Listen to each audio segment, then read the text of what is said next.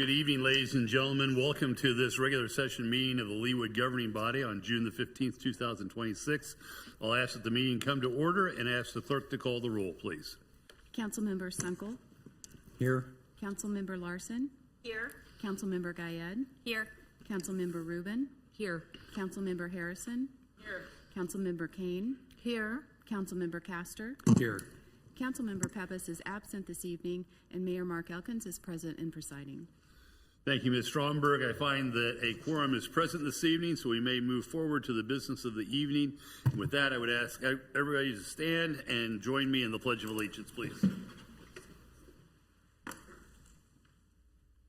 pledge allegiance to the flag of the United States of America and to the republic for which it stands, one nation under God, indivisible, with liberty and justice for all. Thank you. Please be seated. Ms. Stromberg, does staff have any revisions or agenda or changes to the agenda as it was published? No, sir. If not, is there a motion to approve the agenda as it was published? So moved. Thank you, Mr. Sunkel. Second. Thank you, Ms. Gayed. Any discussion? All those in favor of approving the agenda as it was published, please indicate by saying aye. Aye. Those opposed, same sign. The ayes have it, and the agenda is approved on a unanimous vote. We begin the evening with citizens' comments. This is an opportunity for members of the public to use this time to make comments about city matters that may or may not appear on the agenda or about items on the consent agenda. Goes without saying, but it's probably worth repeating. It's not appropriate to use profanity or comment on pending litigation, municipal court matters, or personnel issues. Comments should be limited to issues and items germane to the business of the governing body.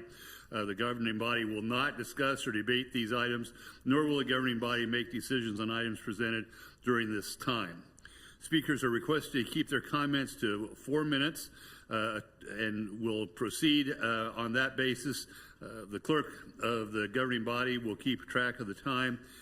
We're still a little challenged on technology here, but she will in some way or other let you know when you're down to the last 30 seconds, and we'll ask that you bring your comments to a conclusion at that point in time. With that all having been said, I have 3 individuals who have signed in this evening to speak. The first of those is Ms. Jacqueline Penn. Ms. Penn, welcome back to the governing body.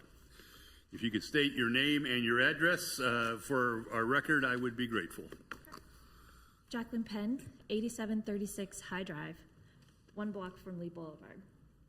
I respectfully ask the council to consider pausing action on Old City Hall until funding is secured. Since there is currently no identified funding source for the proposed work, a pause would allow additional time for public review, discussion, and consideration of alternative options to revisit the future of Old City Hall. Under the current proposal, the building has no defined future use. There is no immediate need to disturb the site, and restoring the fire station could move forward while leaving Old City Hall untouched for the time being.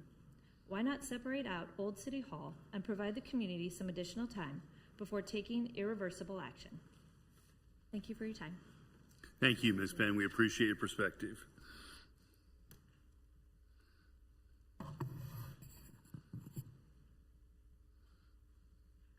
Next, we have Ms. Jolynn Hobbs. Ms. Hobbs, again, welcome back to the governing body. You know the procedure. If you don't mind stating your address for our record, we would be grateful. I do, and I will. I am having some eyesight issues tonight, and so I apologize for not being able to look at you while I'm speaking. I'm going to have this like right here, but I apologize for that. My name is Jolynn Hobbs. I reside at 8309 Lee Boulevard. Last week, I sent a heartfelt email to the entire city council, city administrator, and mayor. Thank you for taking the time to read it, and I appreciate each of your consideration. I know we are all weary of the 96th and Lee development issue, and no one is wearier than the residents that have been engaging and participating for decades, attending numerous meetings and city events, placing phone calls, and sending emails to the mayor, city council members, filling out surveys, and providing feedback. Our residents showed up and engaged. After a previous unanimous city council vote to protect the original City Hall building, many residents, including me, felt the building was protected, safe from demolition. The official vote of the City Council was a commitment and a promise to our residents, and I feel that it should remain binding. Last week, I suggested at the very least to rework the original City Hall building into an open-air shelter that can be enjoyed by our residents, retaining key historic features as a possible compromise. It is unconscionable to tear down a beloved historic building for grass. And my goal has not changed. I still wish for both historic buildings to be saved and repurposed. However, now the environment has seemed to have changed since our first discussion. Significant changes with state and city funding. Leawood is affluent and we have enjoyed luxurious amenities for many years, but there is not a bottomless bucket of money. And the City Council must make some very tough budget decisions. Infrastructure needs are not fun or exciting, but they are needed for public safety. The underground piping and stormwater updates needed will require millions of dollars. There are currently numerous amenities throughout the city that need repairs or updates, and investing in our city's infrastructure and maintaining the existing amenities are a priority for many, and not creating new expenditures on new projects. There is no question that Old Leawood needs all the green space, park space we can secure for our residents. And I've always supported investing in Old Leawood, but is the timing right? Sometimes when we're on the wrong path or the destination has changed, the faster we self-correct, the faster we can move forward on the right path. My first request to the City Council is to pause on this planned park development. Be brave and throw the flag. If you feel uncomfortable being asked to vote on an unfunded park plan project, or if you feel the 96th and Lee development could be handled in a more efficient and effective manner, throw the flag. No decision is better than a poor decision. And if that's not possible and the council feels they need to vote on the current park plan, my second request would be to exempt the original City Hall building from the plan and allow for future exploration. There are available grants, funding, and tax credits for restoration efforts. There are also Leawood residents willing to contribute to those restoration efforts. And once that building is gone, it is gone forever. This is Leawood. I'm positive we can create a win-win solution if that's our goal. And I will close with a quote that deeply resonates with me, one that I carry as I serve my community. Our prime purpose in this life is to help others, and if we can't help them, at least don't hurt them. The current park plan will hurt people, and not just any people, but our city's residents, our most important asset. I thank you for the opportunity to visit with the council on this very important issue, and I thank each of you for your service. I hope you will consider my words and requests as the repercussions of this decision may permanently impact our community. Thank you.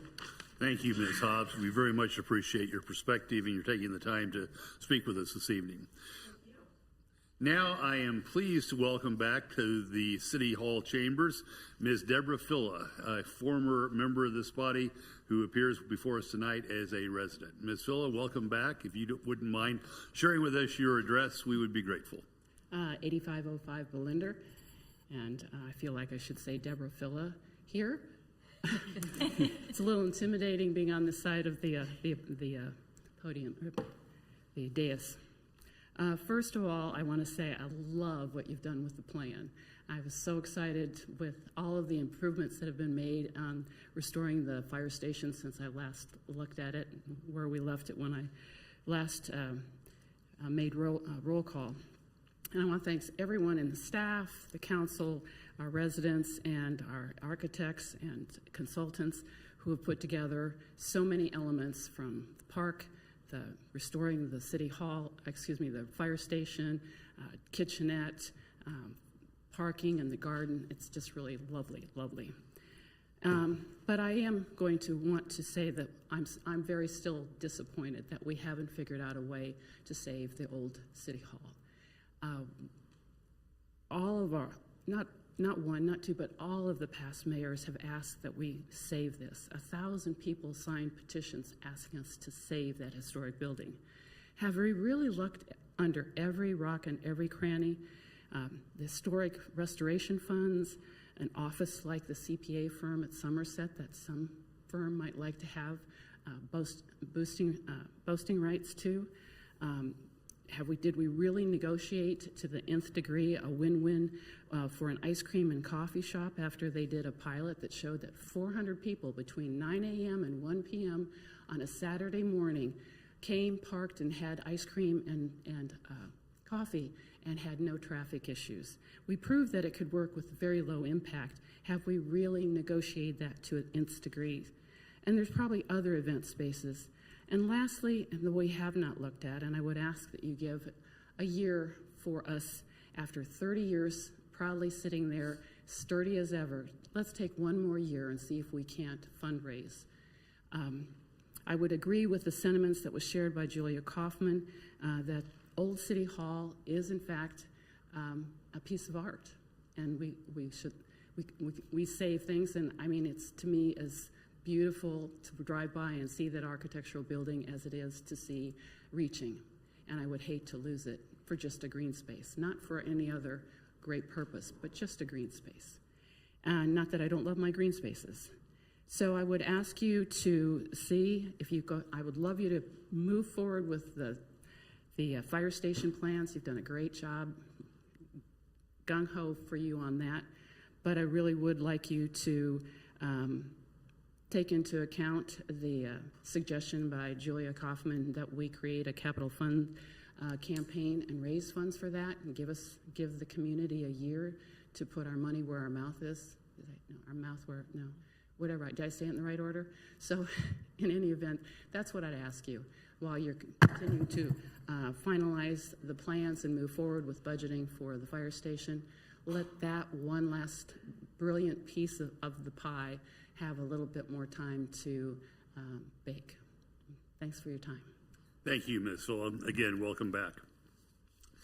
That is the list of folks that I had that had signed in to speak this evening. Are there any others that wish to be heard tonight? If not, we will close the citizens' comments section of our agenda. Yes. All right, I'll reopen the floor. You could state your name. Welcome back. Thank you. I'm Rick Bernauer, 9656 Meadow Lane. Lived in the area for 3 decades. I just wanted to voice my support for what Deb Philla just said, that making a decision now, although the momentum is there to approve it all, could we ask for just some more time to figure out a way to handle preserving the old heritage of the City Hall? Perhaps there isn't a way, there aren't funds, there isn't a good plan, but we would ask to have some time more, another year or something like that, to be able to figure out if we can get the community support for that. Thank you very much. Really appreciate it. Thank you, Mr. Bernauer. Appreciate your comments. So we'll now move on to a proclamation this evening. And this evening I have just one proclamation, and that is a proclamation recognizing Juneteenth. And today I've issued the following proclamation.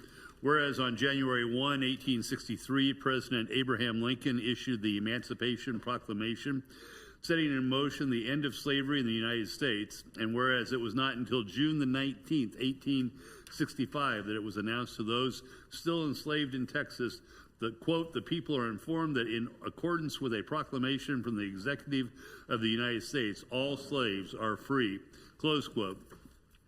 And whereas the celebration of the end of slavery, which became known as Juneteenth, is the oldest known public celebration of the end of slavery in the United States, and whereas Juneteenth commemorates the role played by the ancestors of Black Americans in the nation's continual quest for freedom for all of humanity, and whereas on a larger scale, the celebration of Juneteenth reminds each of us of the precious promises of freedom, equality, and opportunity, which are at the core of the American dream.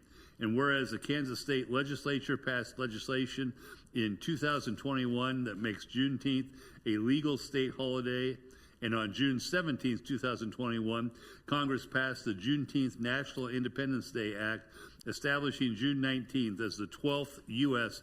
public legal holiday. Now, therefore, I, Mark E. Elkins, Mayor of the City of Leawood, Kansas, do hereby proclaim and designate Friday, June the 19th, 2026, as Juneteenth, in the city of Leawood, Kansas, and I urge all people in our city to become aware of the significance of this celebration and the heritage of our nation and state. In testimony whereof, I have hereunto set my hand and caused the seal of the city of Leawood to be affixed this 15th day of June, 2026. And I would also note and comment that in observance of Juneteenth, the City Hall will be closed on Friday, the 19th of June. So again, a significant day in our country's history, in a month or in a summer of many significant days, and I'm pleased to issue this proclamation. I have no presentations or recognitions tonight other than what I will say for my own report. No special business this evening, and we do have a number of items on the consent agenda. I've been advised that there are governing body members who would like to withdraw some of those items for additional discussion. And with that, I will open the floor to let me know who wants to have what withdrawn. I'll start with Ms. Kane. Q as in Queen. Q for Ms. Kane. Ms. Harrison?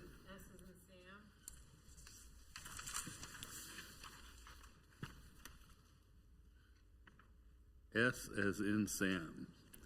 Any more on my right? Then I'll look to my left. Items to be withdrawn. Ms. Rubin. You. I'm sorry? You. You.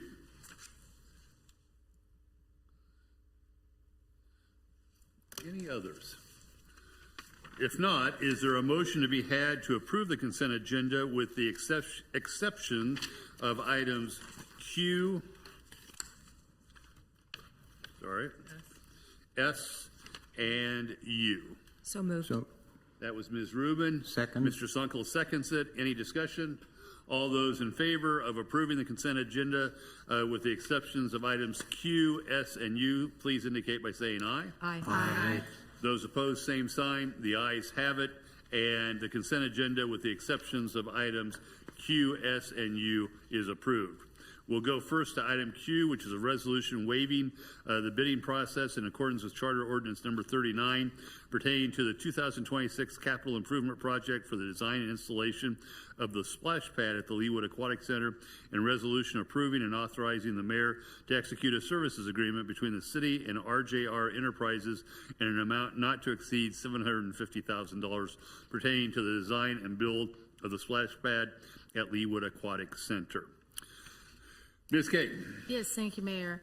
On last week, Thursday, which was June 11th, 2026, Parks and Rec had their advisory board meeting.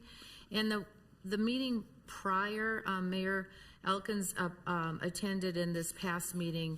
We were grateful for Diane Stoddard to attend, but we were asked 2 meetings ago to revisit as you know, a few meetings ago, we were all asked to prioritize all the items up on the upcoming budget, and many of them were Parks and Rec related, and or golf, and or arts.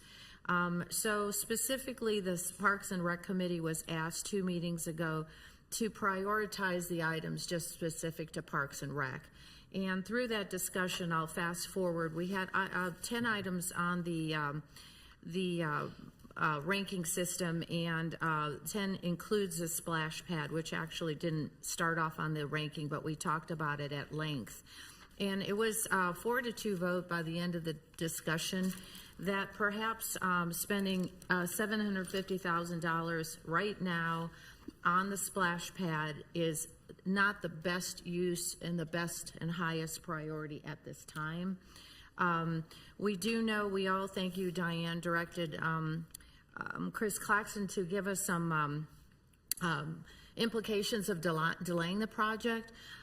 So we do understand that there are implications of delaying, but it was the consensus that I'm passing along, of Parks anyway, that perhaps eliminating the splash pad, because we have the zero depth pad, a glorious zero depth pad swimming pool right adjacent to it, and the baby pool, that because we have what the Parks and Rec Committee considers more pressing items, that perhaps at this point in time, just leveling it off, which was I think $35,000 if I remember correctly, is the best way forward.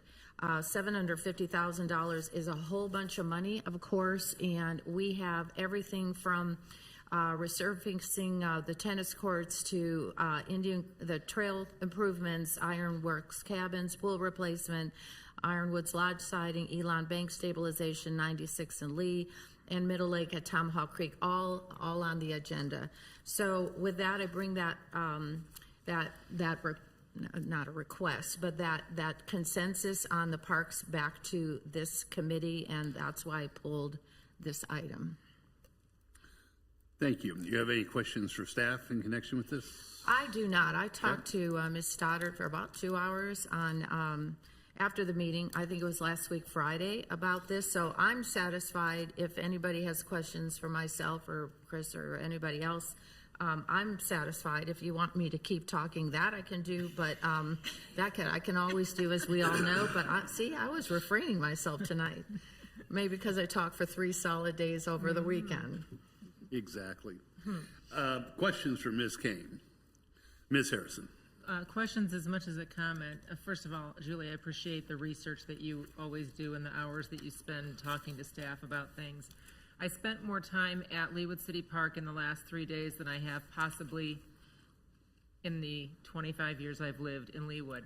And that's because we had a great event there this weekend, not because I haven't been there in the past. But I did walk by the pool quite a few times intentionally this weekend and look more closely, actually toured the pool with staff to get a better understanding of these different facilities, because my kids were over the age of tot years when we moved here, and so we didn't spend time in the zero depth and the baby pool and the splash park. And so I didn't, until this weekend, fully appreciate the 3 different sites, the 3 different places for tots to jolly in the water. And coincidentally, many of us walked by and noticed that 2 of the 3 were getting a lot more use than the splash pad. In fact, a couple of times when we walked by, there were no kids in the splash pad. I never would have thought to pay attention to that if it weren't for the conversations we've been having and the fact that this was on our agenda and that it had such a big price tag. So I appreciate the work that staff has put into letting us pause this and to ask some questions, and I value the work of our Parks and Rec Committee. They are passionate volunteers, and $750,000 is a very big number for kids ages 4 and under to have a three-month-long water feature when there are others around the corner that are great. Better than the one I lifeguarded at in the 1980s, let's just say. So thank you for that, and thank you, Chris and Diane, for the time you've put into answering all of our questions. Thank you, Ms. Harrison. Ms. Rubin? So I have questions for staff. Is that okay now? Absolutely. Okay. So I have some concerns about the RFP that was submitted. I'm not sure if I understand the scope of the RFP, because we're being asked now to provide no competitive bidding. And so my questions are, how did we get to a $750,000 price tag? And also, what was the scope of the RFP? Because I know we had several vendors, private vendors who responded, and I know staff went through that and selected the one that you liked the best, but I just would like more information. Yes, Chris Claxton, Director of Parks, Recreation, and Arts. So I believe we talked a little bit about the companies that are vetted through, like the Green Bush. So they are available to bid, and so their pricing has already been, vetted again, I would say, through that process.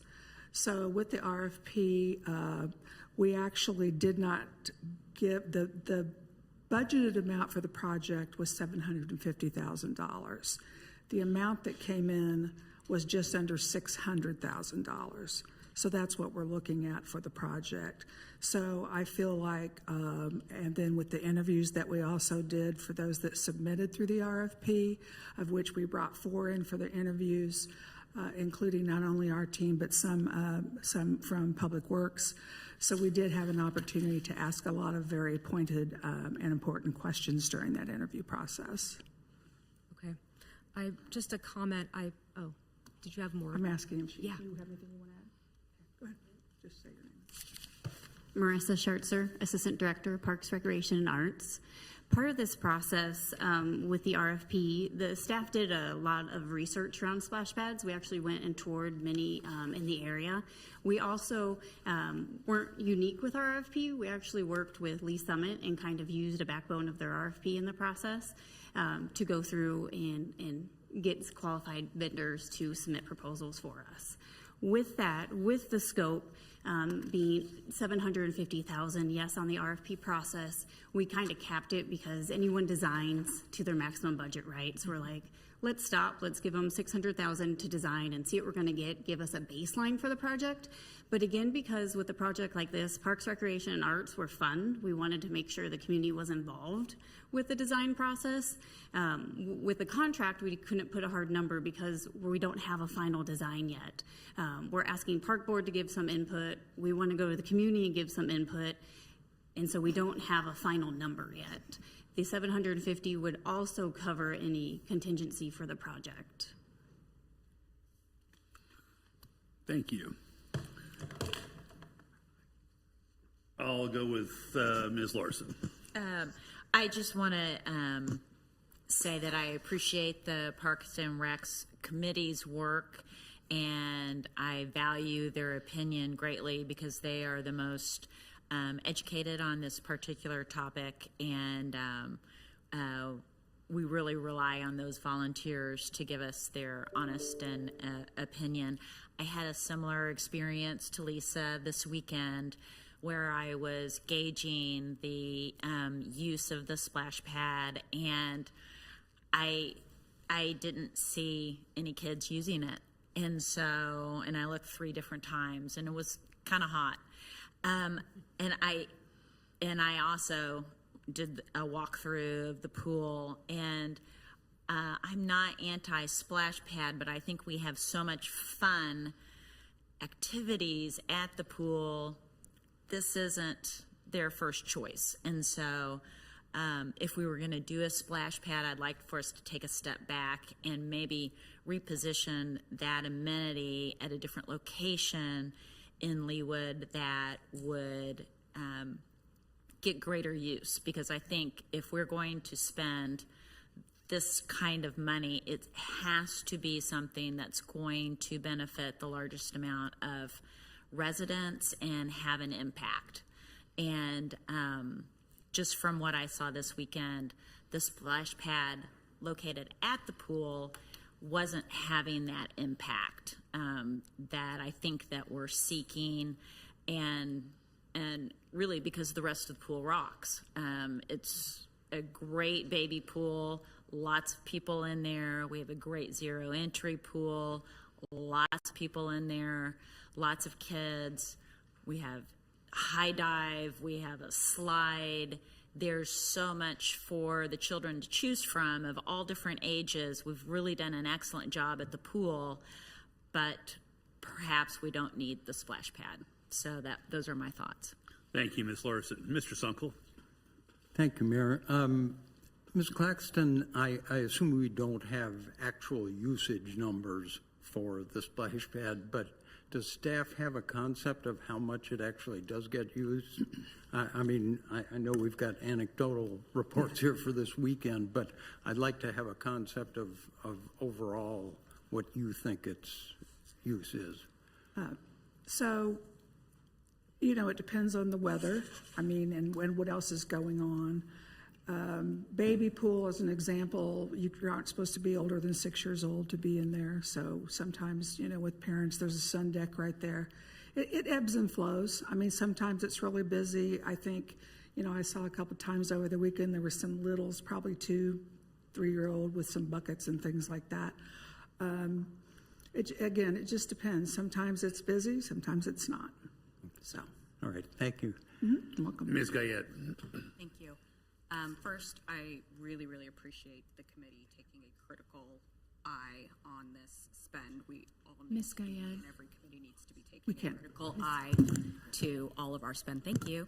I did have a question, and kind of forgive my ignorance and maybe not understanding the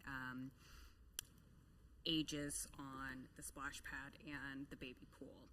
From Mary kind of touched on it, and you slightly touched on it. From the perspective of inclusivity, is there a group that may be excluded from any utilization of pool amenities if we get rid of something like the splash pad?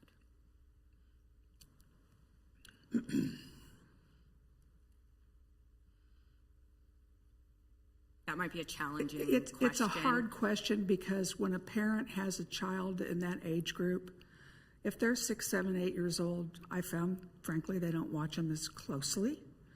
But if they have a younger child, then they are the ones that make the decision about where the child will go. Do we go over to Zero? Do we go there? When we do Adult Swim, which is 10 minutes of every hour, of course they can go to Zero. Some will go over to the splash pad.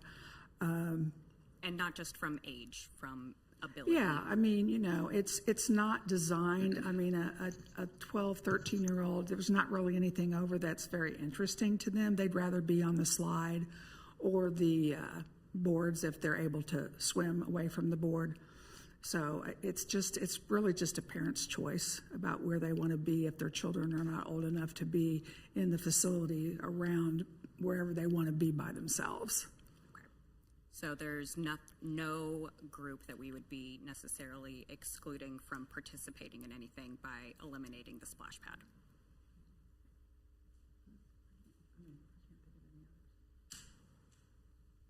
No. Okay, thank you. Thank you, Ms. Gaillard. Ms. Rubin.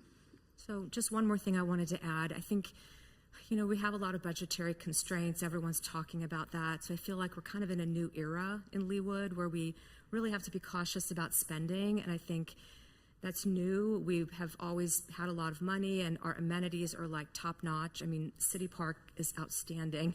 Every facility there is just beautiful. It's so well done. All of our parks are gorgeous and well used. But I don't feel comfortable, you know, authorizing us to spend $750,000 on a splash pad right now for, you know, the reasons that my co-counsel have raised. And also we have other constituencies that we're saying no to because of budgetary constraints. We just can't fund everything. And this is something that, you know, we have other amenities for the kids to play in, you know, at the pool with the 2 baby pools, and they have features as well, like, you know, little fountains and things. So I just don't feel comfortable with the price tag on this. And I really appreciate all the work you've put in and all the work over the years, because literally every amenity we have is just like A+. Thank you for that. Yeah. Other comments or questions? Yes, Dr. Castor. Yeah, I would echo some of my co-counsel's remarks as well. Again, I agree that I think spending $750,000 on a splash pad at this moment is probably not the best use of money with all the other infrastructure needs that we have. Also, just generally I understand the explanation of the no bidding process, but as I said last meeting, I just have a general concern of us waiving a bidding process unless it's for something that is urgent, that, you know, will, you know, property or lives will be lost, you know, if we don't act quickly. So just moving forward, again, I am really concerned about waiving the bidding process for most items, just as a comment. Thank you, Dr. Castor. Any other questions or comments? I guess I have a question, either Chris for you or Marissa. As I understand it, as currently configured, the splash pad is within the perimeter of the aquatic center. Is that correct? That's correct. The plan that you all have been proceeding under would have moved that away from the perimeter of the aquatic center such that it would possibly be open at times when the aquatic center is closed. Is that right? Actually, it would have stayed within the aquatic center. So during the season, if you wanted to use the splash pad, you would have to pay admission to the pool. you could not access it from the outside. On the front of the season, so let's say if we had a nice May, or after the pool closes, a nice September, which we sometimes have, it would be open and you could access it. So that would just require either taking the fence that's there now, leaving it there, or putting in another fence that, so they would be, in the off-season, they would be considered separate. So it would be accessible during the off-season is the point I was driving towards, It correct? would be, correct. And again, just to add more to the anecdotal evidence, I would note that I have 2 grandchildren who have used the splash pad regularly, but that's 2 out of a city of 34,000. So, and in fact, those 2 grandchildren are not even residents of Leawood in full disclosure there. So, yeah, but all are welcome, exactly. Any other questions or comments?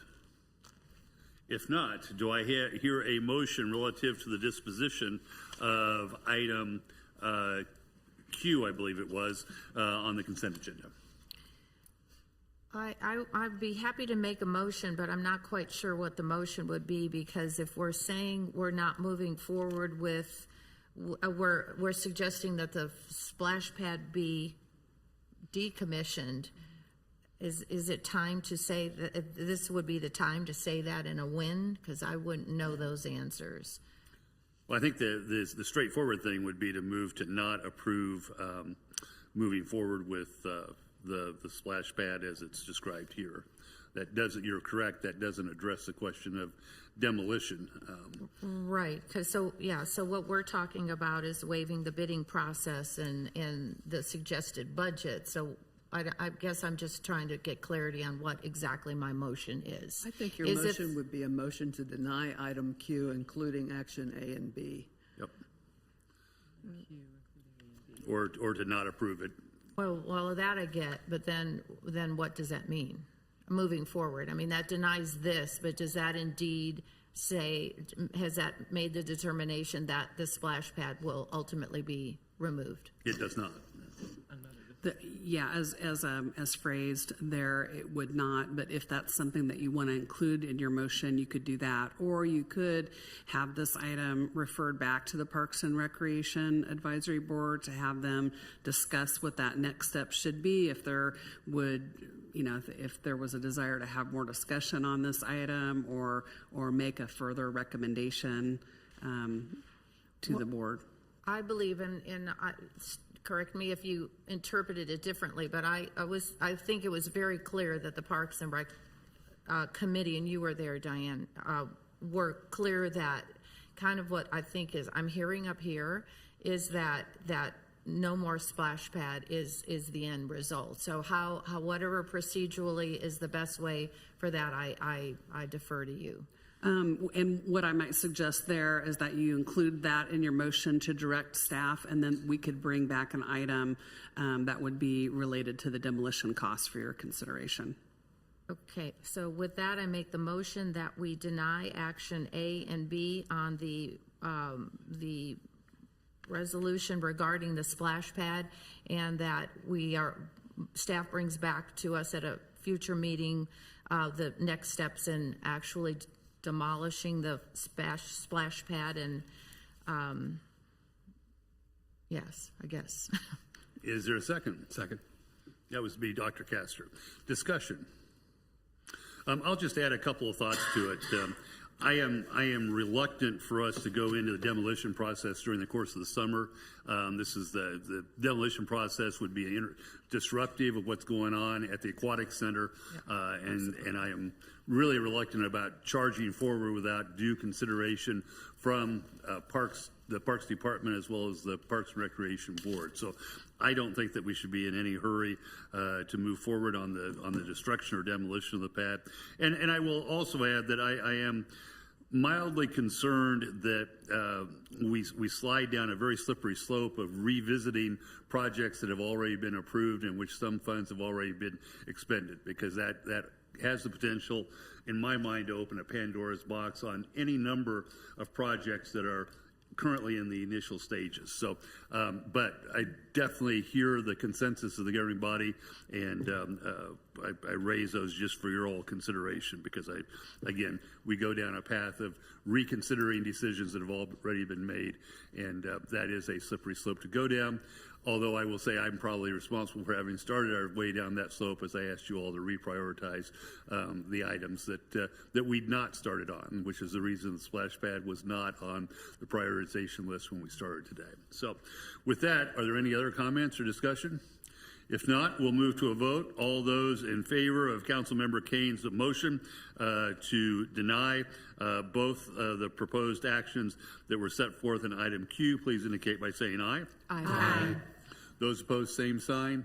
The ayes have it, and item Q is unanimously denied.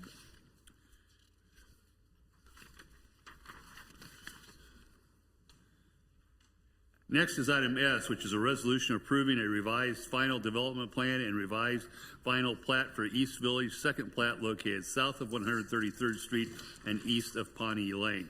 That's Planning Commission case number 063-226. Ms. Harrison, floor is yours. Thank you. I noticed two items, though we can't talk about them at the same time, but there is a parallel between what we're seeing in consent agenda letter S and what we're seeing on the committee recommendations letter B, in that we have two projects that have previously been approved for attached villas or townhomes, doesn't matter what you call them, I don't think, attached to single family. I'm interpreting that correctly, Julie, right? So while I really am only talking about S, you might hear me say later on similar concerns about the other, because it's the same developer and the same ask, which is that we go from an attempt to diversify our housing stock, which has been a priority for the council for many years, and we seem to have failed at that if we keep saying to folks, yes, that's what you approved, and now you don't seem to be selling them at this much higher price point than you thought they might sell at, and now we're going to take it to single-family homes with very small yards and very small setbacks. And that's my concerns, two concerns, that we are losing the diversified housing stock, the attempt to build something, provide something where people with a 4-bedroom, 3-car garage, 2-story house with a big basement can downsize and stay in Leawood by going to possibly a single story or reverse 1.5, where everything they might need is on the main floor, and goodness knows how they'll manage with just a 2-car garage. But that's what I hear that people want. But that when they have attempted to build that, they seem to be building very big attached villa homes with very expensive amenities and taking them into a price point that then seems not practical for residents to downsize from their $850,000 home. What's the saying in the real estate, where you spend more to get less square footage? So that's a hard bite to swallow. So this is my concern about letter S, in addition to the fact that what we're being asked to approve is homes with very, very small yards. The number I'm seeing is 7-foot setbacks on the side yards in actually both of these. And if you've done any tree trimming lately of a mature tree, 7 feet is just a little bit bigger than my 6-foot wingspan here, very wide arms here. So you put in some bushes, you put in an air conditioning unit, those bushes grow for 10 years. Suddenly you have no side yard. You have houses that feel like they're on top of each other. And as it is with tearing things down, once you build things, you can't spread them out. So this is the one chance that we have to say to a developer, okay, I'm all for the single-family homes, which I am, but I'm not in favor of this 7-foot setback on the side yards. I need a little more elbow room between me and my neighbors.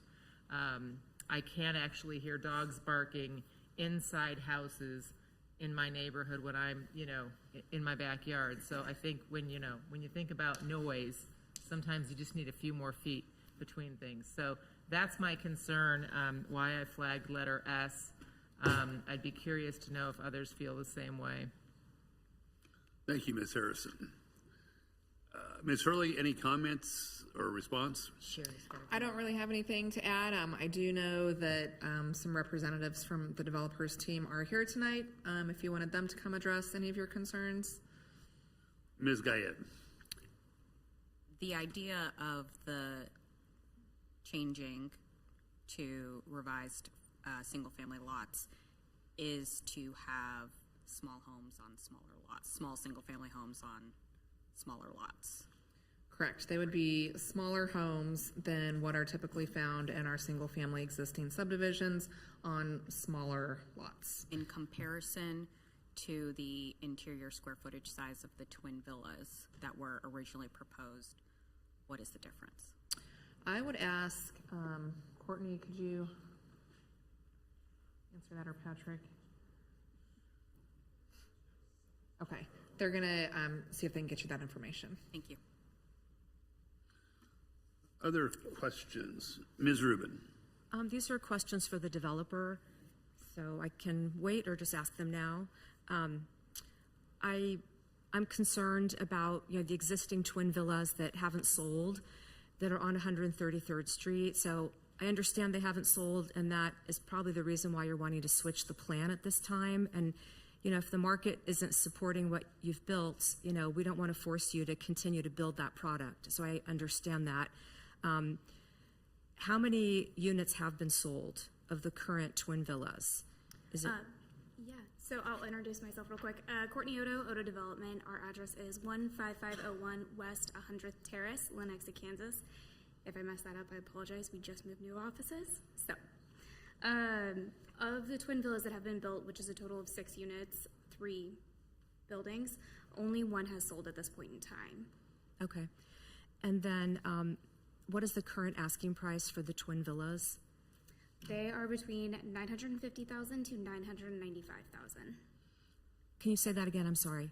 It's between $950,000 to $995,000. Okay, so close to $1 million, just not quite. Okay. Then what is your plan if this is approved and you can change the lots from attached to detached? What's the plan for the existing twin villas, the 6 that have been built? So the 6 to be built, or that have been built, I apologize. The plan is to sell those. Our intention is not to rent them out. We do plan to sell them. We do have permits in, or an application in for permits for another set of twin villas, and then we have 1 more slated that will go after the fact. We do think that they will start selling once the park is in and the community starts pulling together, but it's a little bit of a slower roll right now. Okay, so under this plan, you would still add how many twin villas? A total of 4 units, 2 buildings. Okay, so there's 3 buildings now, so you would add 1 more building? 2 more. I'm sorry, okay. Sorry. Thank you, okay, thank you. Thank you, Ms. Rubin. Other questions? I will have some follow-ups once I get my initial question answered, Okay, though. Ms. Larson. Just a quick question. What price point are you thinking if this is approved for the single-family homes? That'll mirror what is happening for the other single-family homes at this point in time. I think those are starting around 1.4, I want to say, is currently where East Village is at for single-family. Okay, thank you. So do we have an answer yet on the, what the size of the homes will be? Okay. I have 1 more. Very similar to what we currently have. I don't believe there's a plan to shift what you already see there.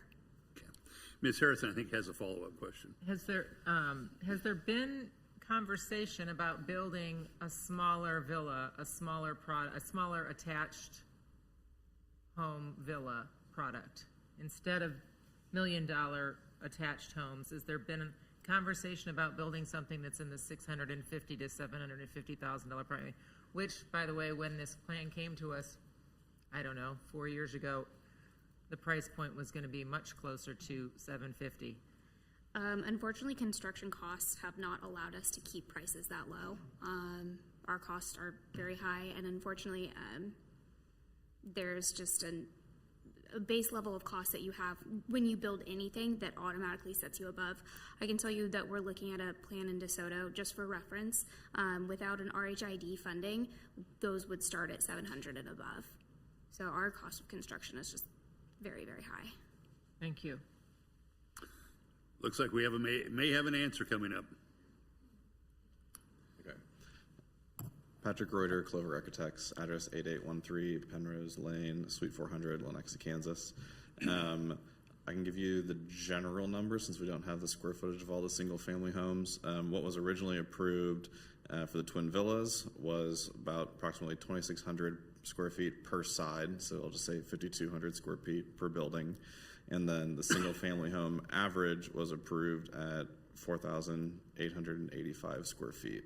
And that's an average, but all those square footages also include the garages based on the square footages being per ordinance as fully like covered area. So in total, it's about a 600 square foot difference between a twin villa building and a single family home per the approved plan of all those averages. The math is a little hard to For follow. the approved plan of all the averages. So what you're requesting on this revised plan is to have similar single-family homes Correct. on these smaller lots. Obviously, the setbacks would determine the fact that the home would have to probably be a little bit smaller just based on the size, but overall they would be similar to what was approved today. Okay, thank you. Thank you, Ms. Gayed. Ms. Rubin. So I'm sorry, I didn't follow the square footage for the single family. So you said for the twin villa, it's 2,600 per side. Yes. And then for what you're proposing for single family would be how many square feet per house? I can try and find that one. So the original single family average was about 4,800 square feet per house for the original 35 twin villa lots. That's what was approved. These lots are a little bit smaller, so the average square foot of that home size will probably be smaller than 4,800. I don't have that number off the top of my head, but I can probably go find it. 4,800 is a pretty large home.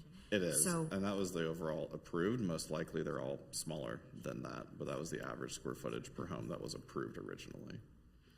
okay, but you don't know the size of these homes? Well, also because they're built to spec, we don't have like floor plans for all the different housing types that are there yet. So what we go off of is just, hey, what is the average approval kind of based on that lot size? And obviously the home builder would come in and submit an application with a, final square footage after that. Okay. I mean, I'd be a little concerned about the houses being too big for the lots. Yes, well, we'd have to meet all the green space requirements. And so Yeah. obviously that square footage also is, multi-story, so that includes a finished basement and it includes all the garage square footage as well, Okay. just that footprint area. So we don't have like that number broken out anywhere in like pure finished like area. The sizes for the single family at East Village, I'm going to step in here, sorry, is going to be between 2,400 to 3,400 square feet, possibly up to 3,500 if it allows. Okay. Oh, that's a big difference from the 4,800 there. Yeah, I'm having a hard time hearing you. Sorry. It's okay. The I'm microphone's sorry. not. The microphone isn't great. Great. What was that? So, can you say that again? Yes, so for the East Village single-family lots that are being converted from the townhomes to the single-family are going to be smaller than what we see on the other side for the single-family. Oh. So depending on what the setbacks, the greenage, and so forth allow, they should be between 2,400 to 3,500. Okay. Oh, that's very different. And then to follow up, are you planning on selling those lots to builders? Correct. Just like you've done for the other single family? Okay. Thank you. Just to kind of clarify how the single-family home square footage comes about. So, Planning Commission, governing body, planning staff, we don't approve footprints or floor plans or designs for single-family homes. We have regulations governing the setbacks, maximum lot coverage, required open space. And so with that all taken into account, we come up with what we call a building envelope. And so that would be the maximum size that you could build on a lot. And like Courtney indicated, that's your maximum size, your building footprint, your envelope. Once a builder gets a hold of those lots, those are going to be custom homes. They're going to have clients that, design a home to their specifications, so it would have to fit within it. But we as staff or the developer aren't going to know exactly how large those homes are going to be.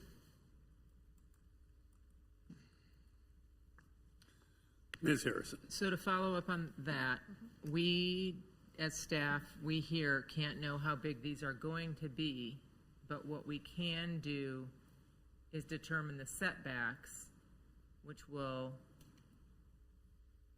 determine the amount of green space on the lots. Is that right? Right, so the setbacks are included in our regulations that we have in place.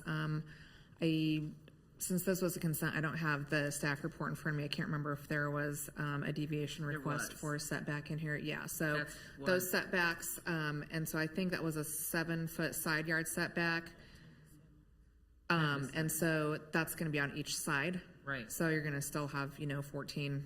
Right. And that's minimum between the homes. So that's drawing your outline in there. If you're building envelope, that doesn't necessarily mean that every house is going to be built up to that. That's just kind of their limits to where they could go. I guess, exactly. Thank you for that clarification. I guess what I've noticed in the other homes being built south of 135th in my neck of the woods is they are pushing the envelope and building right up to the, whether we envisioned that or not, they can, so they do. And so then we're left with these very small. So now is the only chance we have to determine those setbacks. And I did notice, if I read this right, that this was a deviation from 10 to 7, which is why I flagged this. So, okay, thank you, Julie. We're getting better at this. Thank you, Ms. Hurley. Thank you, Ms. Harrison.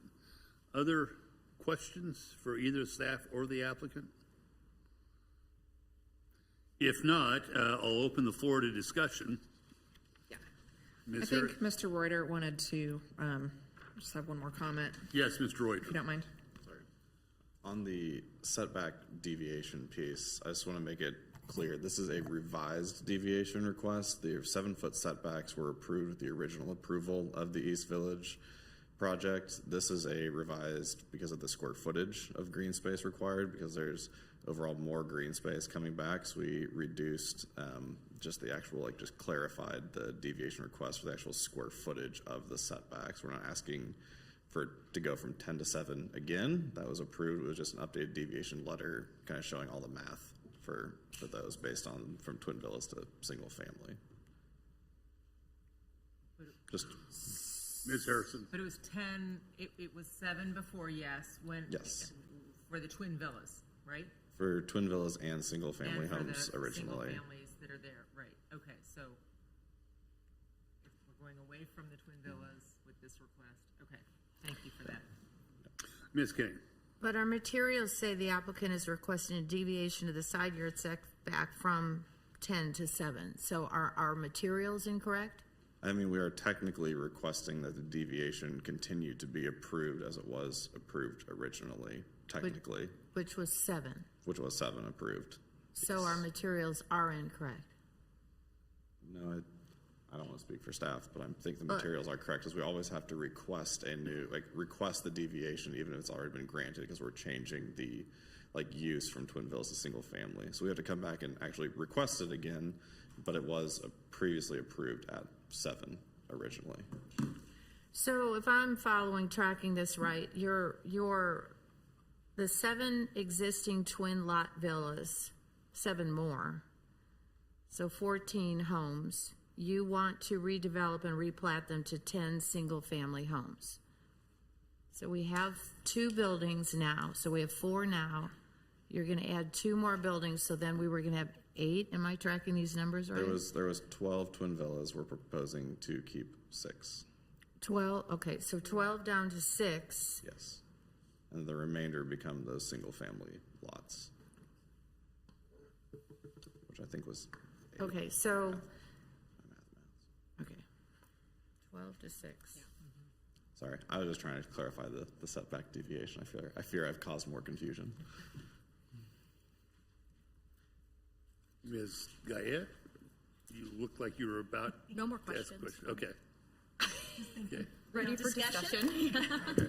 Ms. Rubin. I just want to clarify for Ms. Kane. I think that there are currently 3 twin villa buildings that have been built and 6 units. So what's been built right now is 3 buildings, and those are divided into 2 units. So it's a total of 6 units. And they're saying they're going to add 2 more buildings. So I guess a 4 concern. more units. Right, 4 more units. I mean, a concern I have is that the product has been on the market now for a while, and they're not selling. And I would hate to see you invest more money and build the same thing that isn't selling. And there've been some concerns about aesthetics, and maybe we could change the aesthetics a little bit. Not concerns among the council, but just comments that I've heard from other people. For whatever reason, it's not selling, and so I would hate for you to build 2 more buildings, frankly. If we can't sell, we have 5 units and they haven't sold. It's my concern. I don't know if you have any comment on that or. Trying to think. As far as aesthetics, I don't believe we're able to change them at this point in time. Can you bring, I'm sorry, Courtney, can you bring the mic down? Thank you. As far as changing the aesthetics, I don't believe at this point in time we're able to do that since we've gone through to where we're at. That being said, the final townhome that we are building, the second of the 2 to come, that one's going to be slightly smaller. That one is going to be a reverse story and a half. That one's going to be slightly less in price, but we do believe that product, we do think that the townhomes will sell. We appreciate your concern, but we think that once the park is in, once the single family's up, people really get in there and feel that neighborhood, it'll help to move those a little quicker.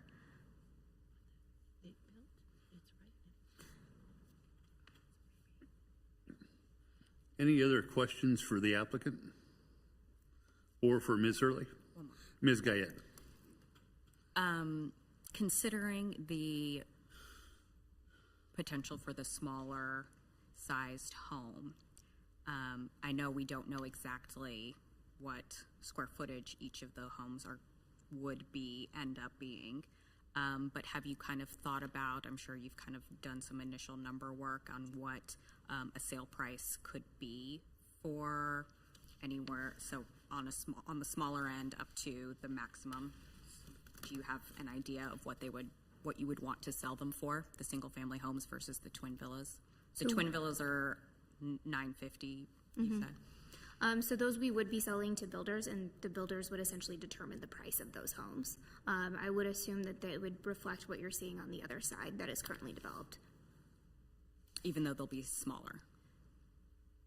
I would assume the price would kind of reflect the smaller size. Of the smaller square footage. Mm-hmm. And if you want me to, I can do math real quick and go back from per square foot and calculate. If you know a little bit of price per square footage on the Not other side. off the top of my head. That's happy to do the math and get you that answer.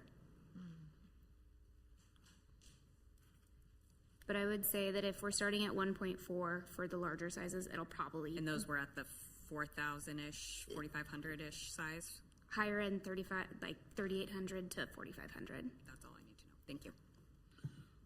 Thank you, Ms. Guyette. Other questions for the applicant or for Ms. Hurley? If not, thank you. We appreciate it. Let's go to discussion now. Comments? Ms. Guyette, you said you might have some comments coming. Well, I kind of have a lot. I haven't formulated them into a cohesive That's comment, fine. right? We'll come back. Gonna... We will come back. Okay. Other comments? Ms. Larson? I'll weigh in. Just generally from the discussion I've been listening to, I support helping a developer react to the market, and if the twin villas are not selling and they feel a single family home, there's a market for that. I support that, and I would favor allowing the change from the twin villas to the single family homes. I think the setbacks will probably end up being better because the single family home will be smaller than what the twin villa would be on that same lot. I think that there is a high demand for single-family homes with small yards, for people downsizing their home. I think it'll be a good product. And what we're finding through these ongoing discussions with various developers is that the price point for a twin villa with a shared wall is too high. And so I support the developer's ability to pivot and create a product that's more acceptable to the market. Thank you, Ms. Larson. I'll just add to that as well that, and my recollection may be dimming with all the things that have happened in the day since I was on the Planning Commission, but my recollection was that one of the concerns that the residents who are currently across the street had was that they had a concern about twin villas just as a general matter of aesthetic. And so it seems like moving from twin villas to single-family residences at least should address some of the concerns, certainly not all the concerns, but some of the concerns that were raised back in the early stages of our consideration, both at the Planning Commission and at the governing body. So it does seem to me at least to be moving in a direction that those residents were pushing for, although time has changed for them as well. Ms. Guyette, I'm sorry. No. I actually think this does add to our goal of diversifying the housing stock. I think historically what we have heard is that the cost for a shared wall is too high. But if there is a product that is a smaller single-family home on a smaller lot, I think that achieves a lot of the goals that we are trying to accomplish from our housing product across Leawood. And I think that this is not a product that we have a lot of, a small single-family home on a small lot for kind of, somebody mentioned the downsizers. I think there would be a lot of users for that type of product. So I am supportive of this revised plan, and I do think that there would be a lot more interest in this product than the twin villa product. Thank you, Ms. Guyette. Ms. Kane. I concur with that. And what I hope to see, because it seems to be the case out there, is the twin villas, in my opinion anyway, seem like they're sitting up on top of the berm and appear to be very tall. But if you look at the single families homes, and maybe that's the topography, but hopefully as they develop the west side, or east side rather, I think it may be overall, the general impression will be that the height will change. So I'm in support of this move, and I certainly understand being in the business why you're doing it, and I do hope, just for the record, that it does lower the height, because I think, as the mayor pointed out, to be a good neighbor and stay a good neighbor and in good standing, it wasn't only density, but height was a big one. So, and then the placement on the berm as well, because they seem that they're very tall and very, very imposing right now. So the idea that we're getting a couple more buildings, I'd rather they weren't doing the two buildings. I'm with you, Rachel. I wish they weren't doing more, although that might look wonky as, you know, along that edge. It's not for me to say, but I like this move, and certainly I would concur that the market is dictating it. Thank you, Ms. Kane. Additional discussion. Ms. Harrison. One last comment. Ms. Harrison, can you make sure your mic is on, please? One last comment. When I agree that this is going to be a good product, I agree that the single-family homes will be great. What I've noticed as I drive around Leawood is that setbacks are something that you don't notice until you intentionally start to pay attention to them. There's a neighborhood called Highlands of Leawood that had very short setbacks in the front yard, and nobody thought that was a very big deal. But now that you have a population where people have they don't have just 2 cars per home. They have 3 and 4 cars per home, because teenagers don't share a car in Leawood. They often have their own. You've got these neighborhoods where in Highlands of Leawood, the driveways are so short because I think it's Highlands of Leawood. I hope I'm getting the right neighborhood, but I'm pretty sure it is. James Hazeltine East. The driveways are so short, you can't park 2 cars in the driveway, front to back, because, well, small front yards seem like a good idea, but nobody maybe explained, well, that also means the driveway's really short. So now what do? You get cars parked in the street, because there's not room in the driveway to park very many cars. And so there's this ripple effect when you take the setbacks away, thinking, oh, these are empty nesters. They don't need room for 3 cars in the driveway. Oh, but wait, they aren't always going to be empty nesters. They're going to be kids with teenagers or kids that come home for college. When my neighbor's kids are home for college, there are 5 cars between the driveway and the street. 3 kids come home for college for the summer. There's cars everywhere, and then they have friends over. So when you take away the driveway space because you've made this setback so small, this is what you've got. It's not, we can't know the demographic of who's going to buy these properties. We think they might be for empty nesters, but that's not necessarily the case. So I just worry that we're getting into a trend over and over again, really, of minimizing these setbacks. And I'm not saying huge yards are the thing anymore. 10 is still a small number, but I just know that we only have one chance to do this, and I approved the smaller setbacks when I thought it was a different kind of product, and so that seems to not be working out. So, thank you. Thank you, Ms. Harrison. Other comments? Does someone have a motion they would like to propose? So I pulled this. So I would say that my resolution would be to not to approve this revised plan as it currently sits. Okay, the motion is to deny the proposal as it's proposed. Is there a second? Not. It seems that the motion fails for lack of a second. Given that, is there a motion to approve the proposed revised final development plan and revised final plat? Move to approve. Thank you, Ms. Guyed. Is there a second? Second. Thank you, Mr. Sunkel. Additional discussion?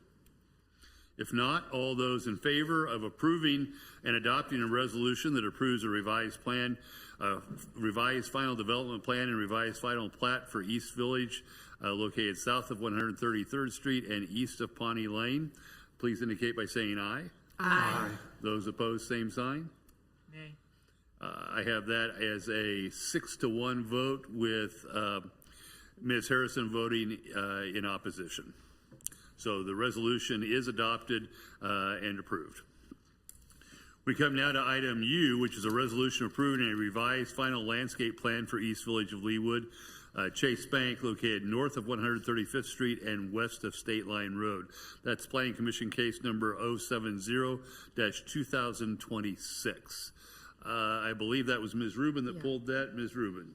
This will be quick. I'm just a little bit concerned about the reduction in landscaping that we're seeing under the new, the new LDO provision. So if you look at their plan, they've really reduced the amount of landscaping under the new proposed plan. So I just didn't know if you had any comments. I think it's on page 7 of the packet.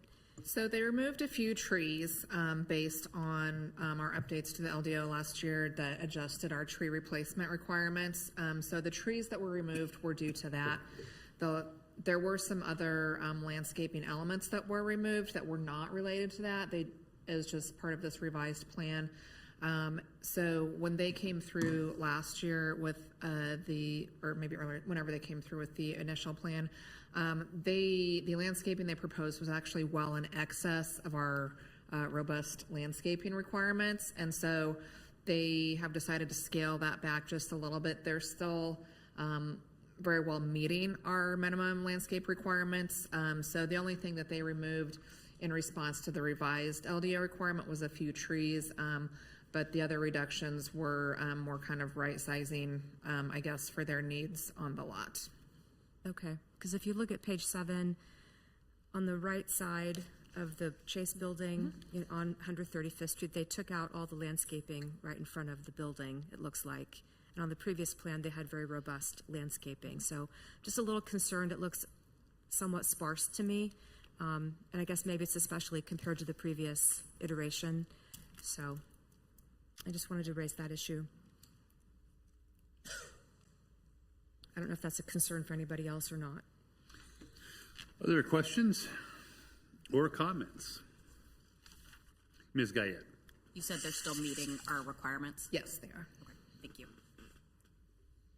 Anything else? So, Ms. Larson, I'm sorry. I would just say that I share Councilmember Rubin's concern, but it meets our requirements. So I feel obligated to vote for approval, but it's with disappointment because I really like the drawings of the extensive landscaping and the trees and maybe somebody might think to put them back in, but yes, but if it meets our requirements, I don't see any way around it. Thank you, Ms. Larson. Other comments? Is there a motion? Motion to approve. Thank you, Ms. Larson. Is there a second? Second. That was Ms. Guyette. Any additional discussion?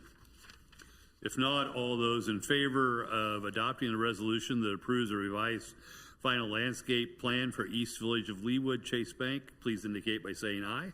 Aye. Those opposed, same sign. Nay. That was Ms. Rubin. The resolution is approved on a 6-1 vote in favor with Ms. Rubin dissenting. Thank you. I believe that concludes the consideration of our consent agenda and brings us to the mayor's report. Have a couple of things to report to you all, some of which many of you know more about than I do, but I feel compelled to make sure that it goes into our record. We are definitely in the World Cup part of our summer, and congratulations to everyone on what was, I think, an exceptionally successful event in the 3-on-3 tournament. Huge kudos to Stephanie Meyer, Stephen, Lisa Harrison, and Julie Kane for the work they've done in leading that effort. And in addition, of course, I'm now having a brain cramp on it, but Chris Reed. Your son-in-law to be, Chris Reed. I was hoping she would know who her son-in-law was.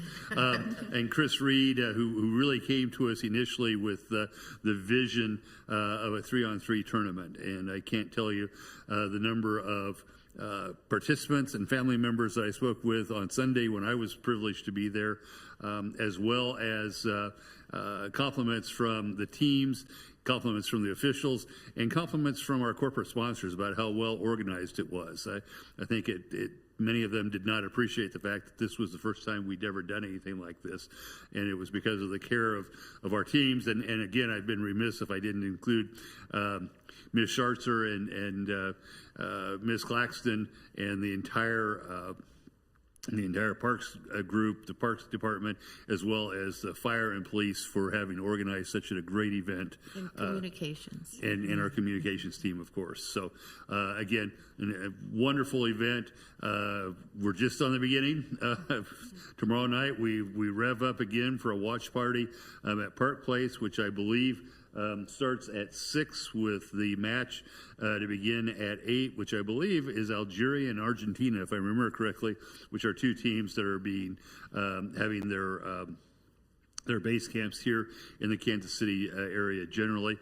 And then on July the 11th, we have the tailgate party that we're participating in with Federal Realty as they showcase Town Center and Town Center Crossing. Should be a tremendous event. But again, lots to go on. I had the privilege today. There's lots of activities going on within Leawood, and I know that Ms. Rubin participated as well. The Leawood Rotary Club, in conjunction with the Overland Park Rotary Club, and I got the sense the Lee Summit Rotary Club, because they seem to have a lot to say this afternoon, are hosting Rotarians from Argentina, many in their own homes. The Sharps, who are well-known Leawood residents, hosted both the host families and the Argentinian visitors for an old-fashioned cookout at the Sharp farm. You might imagine they were a little bit perplexed at times to see a farmstead right in the middle of the city, and they certainly enjoyed Stewart's Barn and Chicken Coop and a lot of the other things that were going on there. I had the opportunity to welcome them. And then under the direction of Darren Lippy and the sponsorship of the Rotary Club of Leawood, the Rotary Clubs of Leawood, Overland Park, Lee Summit, and maybe Lenexa. There may have been some others in there. If so, I apologize for leaving them out.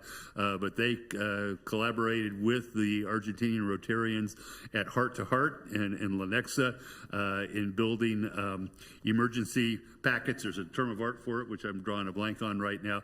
I spent a little time helping there as well to welcome them there. So really amazing work by our Rotary Club, which I'm very proud of, the leadership role that they've taken in hosting these Argentinian families.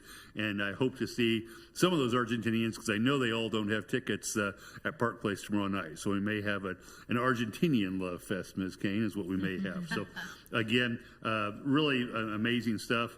The last thing I'll note, just got through the July 11th, can't go on without thinking about July the 4th, and Ms. Harrison is leading the charge on that. We're going to have an old-fashioned parade, 4th of July parade, Independence Day parade. Really looking forward to that, as well as my family. And we've had really an amazing level of participation. And there are plans. I think there's a meeting coming up either this week or next week to give some guidance to those who are going to be driving floats and cars and tractors and whatever else we may have there. So again, really, really at a personal level, looking forward to the 4th of July event. As a personnel matter, really significant announcement today, two actually significant announcements. First of all, I'd like to note that Paul Atzenweiler, the Leawood Police Department Animal Control Officer, and David Lay, our own Director of Public Works, are celebrating 35 years of service to the city of Leawood.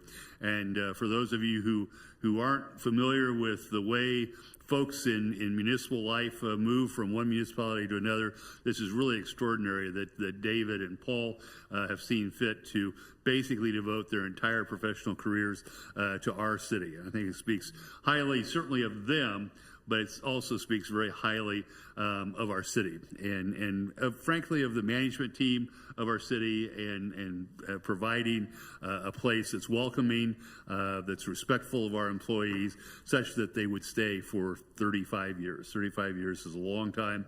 I dare say there are very few of us on this dais who have been in the same job with the same employer for 35 years, and that's becoming more and more rare all the time. And last, and most significantly, I learned just before we came in to the meeting this evening that we were formally notified by the International Institute of Municipal Clerks that we have a brand new certified municipal clerk working for the city of Leawood. Ms. Stromberg, I'm not sure if you've seen your emails yet, but we were very pleased to get that email from the International Institute of municipal clerks, and we're very grateful for the work you've put in to receive that accreditation. So thank you very much. And that concludes my report. If anyone has any questions, I'd be happy to stand for them. If not, I believe next are the council member reports. I left some things off my report in anticipation that I would be hearing from council members about them. Ms. Larson, Ms. Rubin, who's speaking up for the Gezer Committee? I am. Ms. Rubin. Okay, so we have a couple of events coming up with our Gezer Sister City Committee and the Maccabi Games, which are being hosted at the Jewish Community Center in Overland Park. And they start Sunday, August 2nd. We're very excited. We have 24 athletes who are coming from Israel to participate, and I believe 36 total from our sister cities, not the city of Leawood, but the Jewish Federation sister cities in Bulgaria, and I'm blanking on the other city. But 24 coming from Israel, and we're going to have a brunch on Sunday, August 2nd at Gezer Park with our Israel delegation, and hope you all can come. It'll be very nice. And these are young people. They're in high school, well, like middle school to high school, and they're going to compete in an Olympic-style event, which is the Maccabi event, and it's sports, so tennis, basketball, baseball, soccer, swimming, dance, pickleball. So it's really going to be fun. They're expecting a total of about 1,000 athletes to be coming to this area for the Maccabi. And then on Monday, August 3rd, will be the opening ceremonies for the Maccabi. It'll be at Municipal Auditorium starting at 6 p.m. It goes from 6 to 9. And on that evening, we are going to be VIP guests. The council members will be, so hopefully everybody can attend. And we are canceling the city council meeting that was scheduled for that night so that everyone can attend. There'll be more information with details on those two events. I just wanted to get everyone up to date. Thank you. Thank you, Ms. Rubin. Other council members' reports. Ms. Larson. The Community Police Board that Councilwoman Harrison and I participate in met June the 9th. The primary purpose of the meeting was to review our vehicle pursuit policy, and the comments of the committee were that it is very well written, and we really appreciate Leawood officers' restraint in pursuing vehicles, and only in the most serious circumstances is that done, and that helps protect the safety of all of our residents. We also reviewed Leawood crime statistics, which are usually very good, and this was no exception, along with response times. We also had an update on e-bike and scooters, e-scooters. 60 contacts have been made with individuals on e-bikes or e-scooters. Only 5 tickets have been written, and those were for unlawful operation of an ATV or a motorized motobike type situation. But the Community Police Board is off and running, and we've really had a great meeting, and it's been a terrific experience. Thank you, Ms. Larson. Questions for Ms. Larson or for Ms. Rubin? If not, are there any other reports from council members? Ms. Rubin. I do have one more for the Arts Council.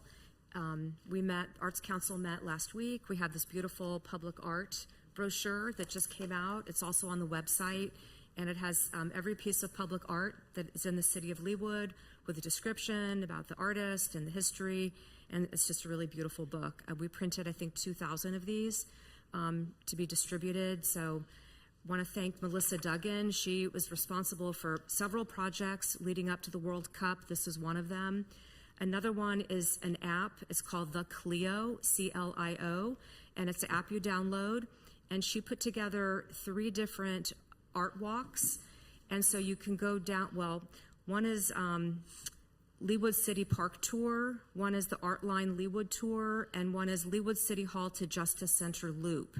So if you have the app, you pull up the tour that you want to do, and you just click on it, and it'll take you to each of the pieces of art, and there'll be a narration for you. And I think the mayor, you may have done one of the narrations. Yeah. So hope everyone downloads this app. Really exciting. I think these are very innovative projects that Melissa helped put together that we can use not just for World Cup, but going forward. And I think those are the 2 major items. And then they're intending to build out those art tours.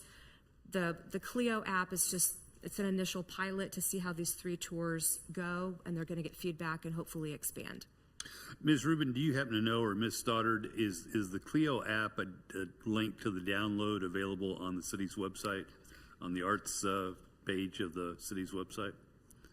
I didn't see it. I don't know, but we will check on it, and if not, we will add it to it. That would be great, thank you, because that would be a way to get those tours to our residents. So thank you, and thank you, Ms. Rubin, for bringing that up. I agree. I think that the directory that you all received, or not the directory, but the explanation that you received tonight in that booklet is just really well done. Ms. Guyette. I would say potentially posting it on our social media would also be helpful, the link to the app in addition to the website. Excellent idea. Any other reports? If not, Ms. Stoddard, do you wish to be heard this evening? Yes, Mayor. Thank you, and good evening, Mayor and council members. A couple of graduations that I wanted to highlight for you this evening, and also another substantial achievement from one of our employees. We had Chris Hargis with the police department and Jason McElhaney from the finance department recently graduate from the 2026 Leadership Leawood class. And also we had 5 graduates for the University of Kansas Emerging Leaders Academy. And that academy is a professional development program for public sector employees. And we had LaMonica Johnson with the finance department, Carla Lewis with the police department, and Daniel Foster, Tyler Rollwagon, and Carson Williams with the Parks, Recreation, and Arts department all graduate from that multi-month program as well. And then I wanted to send out special congratulations to Assistant Public Works Director and City Engineer Brian Scoville. He was recently recognized by the National Society of Professional Engineers in the Fellows class of 2026. And the Fellows status is one of the NSPE's highest honors, recognizing extraordinary contributions to the engineering profession and the society. So congratulations to Brian on that recognition. Thank you, Ms. Stoddard. Any question for Ms. Stoddard? I would echo the becoming a fellow in the NSPE is an extraordinary accomplishment for professional engineers. Speaking as one who never passed the PE exam, I think that I just want to extend my congratulations as well.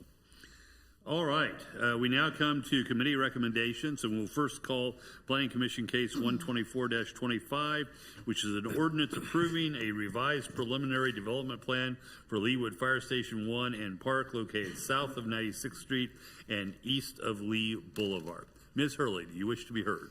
I do. Thank you, Mayor. Council members, as you said, this is a request for a revised preliminary development plan for the Leawood Fire Station 1 and Park at approximately 96th and Lee. Planning Commission did consider this at their May 26th meeting and voted unanimously to recommend approval. The revised preliminary development plan includes the construction of a new playground, patio space, walking trail, and an ornamental garden. It also includes alterations to portions of the fire station building that involve removal of the rear wings on both the north and south side of the building. It does include removal of the old City Hall building and installation of a hawk signal on Lee Boulevard for pedestrian access. So just a site plan of the existing site as it is. Just to orient you, the new fire station is down towards the bottom. The original City Hall is there kind of in the middle, and the old fire station is up at the top with the existing community garden back behind the fire station. And then a site plan with the proposed design. You can see I've flipped that, so Lee Boulevard is down there on the bottom. So again, the new fire station is over to the right. The old fire station is over to the left, with the proposed play areas and open space to the rear of the fire station. The ornamental garden would be in front of the fire station, closest to Lee Boulevard. And the parking would be roughly utilizing the existing parking that is already on site there in the same location. So also here is a proposed floor plan of the revisions to the old fire station.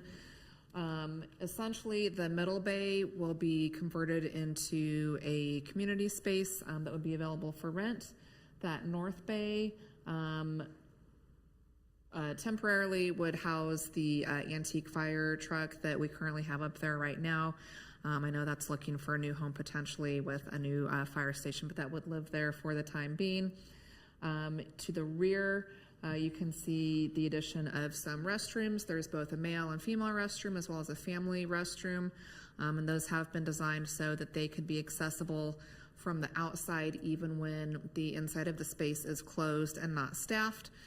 So the door system has been set up such so that those could be accessed by patrons using the park. There's the patio space out there that you can see as well. There has been also a kitchenette provided inside with a window that opens for pass-through out onto that patio space. So if folks were using it for a birthday party or family dinner type thing, they could pass food back and forth.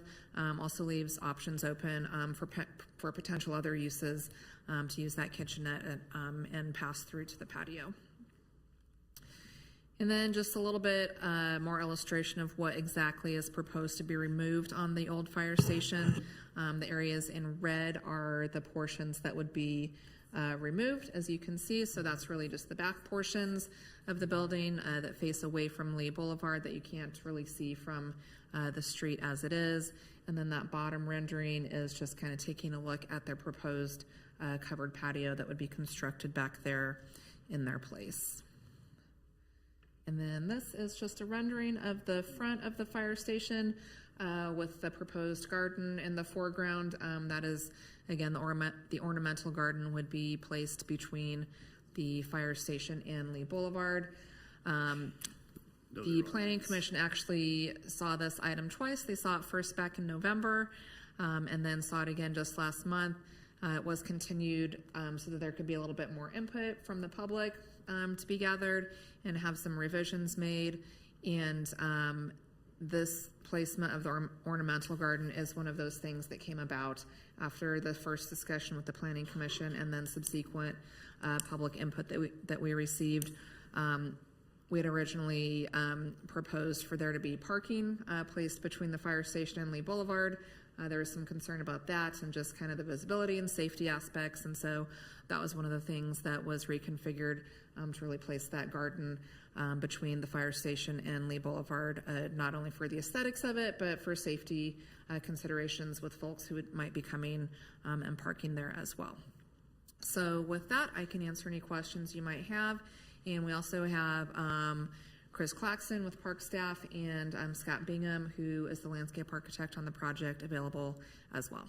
I mean, it's really just a procedural question because this is a little bit unusual territory for us. I know that oftentimes when an applicant comes with a preliminary plan to us, we caution them, we caution the governing body as well as the Planning Commission against putting too much stead or reliance upon the renderings that we see, as well as, I guess, a question about the floor plan that you described.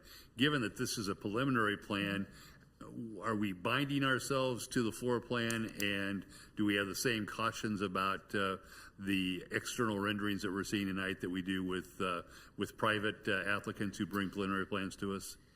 Good questions.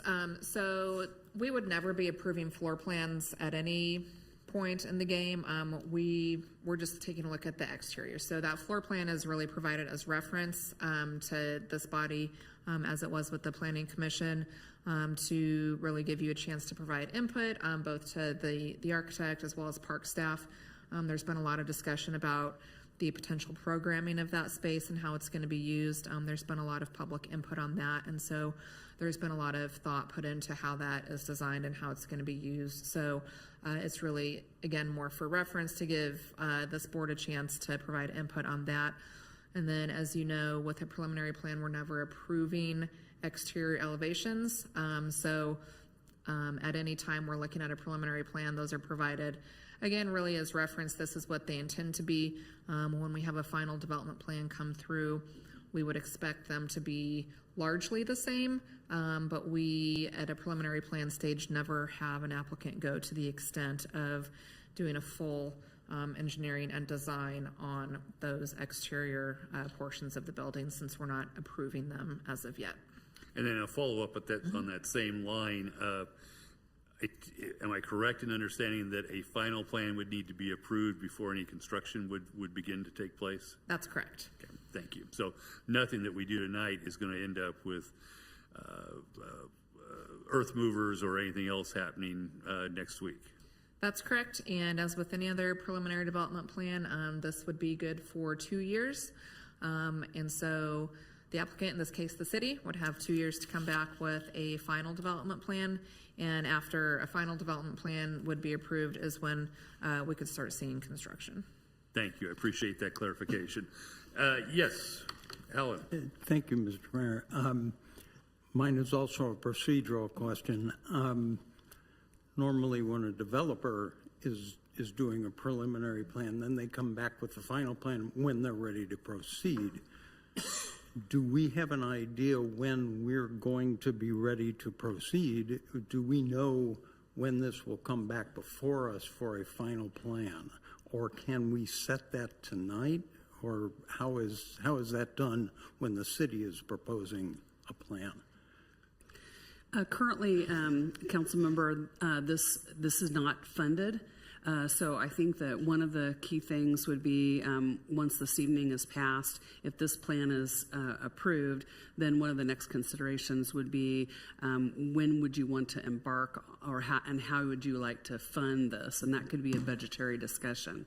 I would say that depending on the desire of the body, there is the ability to look at cash funding options that would enable a plan to proceed either yet this year or next year, whatever timing that you would like. And that's something that staff could bring back to you at the appropriate time when you're ready to discuss that. That is not something I would anticipate a decision on tonight. Thank you. Questions for Ms. Hurley, as well as representatives from BBN are here this evening. We appreciate the time that BBN has put into this, as well as all those concerned. Mr. Sunkel? I assume this would be in the final plan and not something we vote on tonight, but I would like to see as much pervious surface as possible for the walking paths and things like crushed granite or cinder.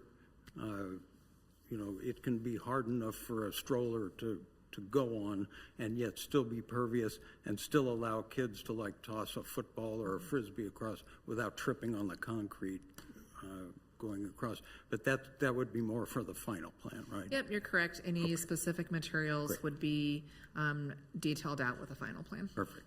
Thank you. Thank you, Mr. Sunkel. Ms. Rubin? I'm not quite sure how to articulate this question, but with the old City Hall, is there a way to segregate that out from this plan? I know it would have to go back to Planning Commission, but right now the footprint for the old City Hall is going to be green space. So I guess residents are asking for that to be segregated in some way, maybe set aside. I just wanted to get your input on if that's possible and what that would look like. So if the governing body wanted to entertain potential of saving or reusing the existing City Hall building, that would be a significant enough change to this plan that you're correct. It would need to go back to the Planning Commission. The architects would need to obviously rework the site plan. There's, whatever considerations that would need to go into that. So it would need to go back to the Planning Commission. So it wouldn't be a vote that this board would be. It would be remanding it back to the Planning Commission with direction to revise the plans per any discussion we had tonight. And maybe a question for the architect, actually, because I'm just looking at the plan itself. Like if you kept the old City Hall, is it possible to do that with the current park plan that you've provided? Does that make sense? Scott, if you could introduce yourself, I appreciate it. Scott Bingham with BBN Architects. The parking lot is the same layout as what's there before, so that theoretically the existing City Hall building could stay in its place and not have an impact on the plan as it is now. Okay. Yeah, I would say the only, thank you, the only potential drawback would be from a cost standpoint, we were assuming that the demolition of the City Hall building would be done in conjunction with the demolition that needs to happen at the old fire station. Okay, thank you. Thank you, Ms. Rubin. Other questions for Ms. Hurley or for BBN? Yes, Dr. Castor. And we may have talked about this before, and I apologize, but as I remember, kind of the first iteration of this that had many of the same pieces, I have a memory that the total price tag was about 1.8 million, and now it's up to 3 million and change. Did that end up being all the old fire station and just the detailed renovation that you all figured out needed to be done there? Or was there some other piece of this where the price tag went up significantly? There were multiple pieces involved. The fire station did increase in cost when we added or included the 2 bays on the north and the south. We also added the Hawk signal into the overall price, and more recently, we added the price to relocate the community gardens as well. You'll notice maybe from the last cost estimate, there some of the individual items for the site cost increased slightly. We included design fees. We added those to those individual costs as well. The fire station and the demolition work had already included design fees. So it's just as far as clarification of where those numbers have gone. All right, thank you. Thank you, Dr. Castor. Ms. King. Yes, thank you. So I guess I'm a little bit, again, procedurally, I'm a little sideways today because I heard a lot at the Parks and Rec Committee last Thursday, and phone calls I've received, emails I've received, personal conversations I've had. Even of the 4 people who spoke tonight, one says pause until funding. Well, we are pausing until funding, seems to me, right? If this is a preliminary, we are pausing to fund, so that check there. One says to pause to reconsider and again, I'm procedurally, just help me. The second one said pause to consider changing the old City Hall rather to an open air shelter. And with that conversation, that was the first I, in a long time, have heard that concept, but we all got the same email. But that, if I understand it, Julie, that would take a remand back to Planning Commission because that's a substantial change. That's correct. Again, since this is the plan that the Planning Commission reviewed and based their recommendation on, if we were going to make a substantial change, such as keeping the existing City Hall and repurposing it somehow, we would need to send it back to the Planning Commission so that they could then review that plan that included the retention of the City Hall building. So again, procedurally in my head, if we were to approve this plan tonight, this preliminary plan says the the old City Hall will be taken down, hands down. That's correct. That's what this plan says as a preliminary. But what happens at the final stage is a TBD. We don't have a funding source. It could be that at the final stage, the people are asking, and I'm very sensitive, as we all are, to these conversations saying, you're not listening to me, you're not learning, we've gotten a flood here, and I'm so sensitive to that because I think when Mayor Elkins reopened this concept, what was that except for a massive desire to listen and to learn? And we struggle every day all up here with everything, certainly not just this fire station, or this site, but to find a compromise, to find a balance. And I thought that's where we were as a group. And that's why the fire station grew. And that's why there is an activity center in there. And we got away from the one thought of the coffee shop for multiple reasons. And that's exactly why this budget, to Dr. Castor's point, went from 1.8 to 3 point something, because we were listening. We were trying to respond. We were desperately trying to find a compromise.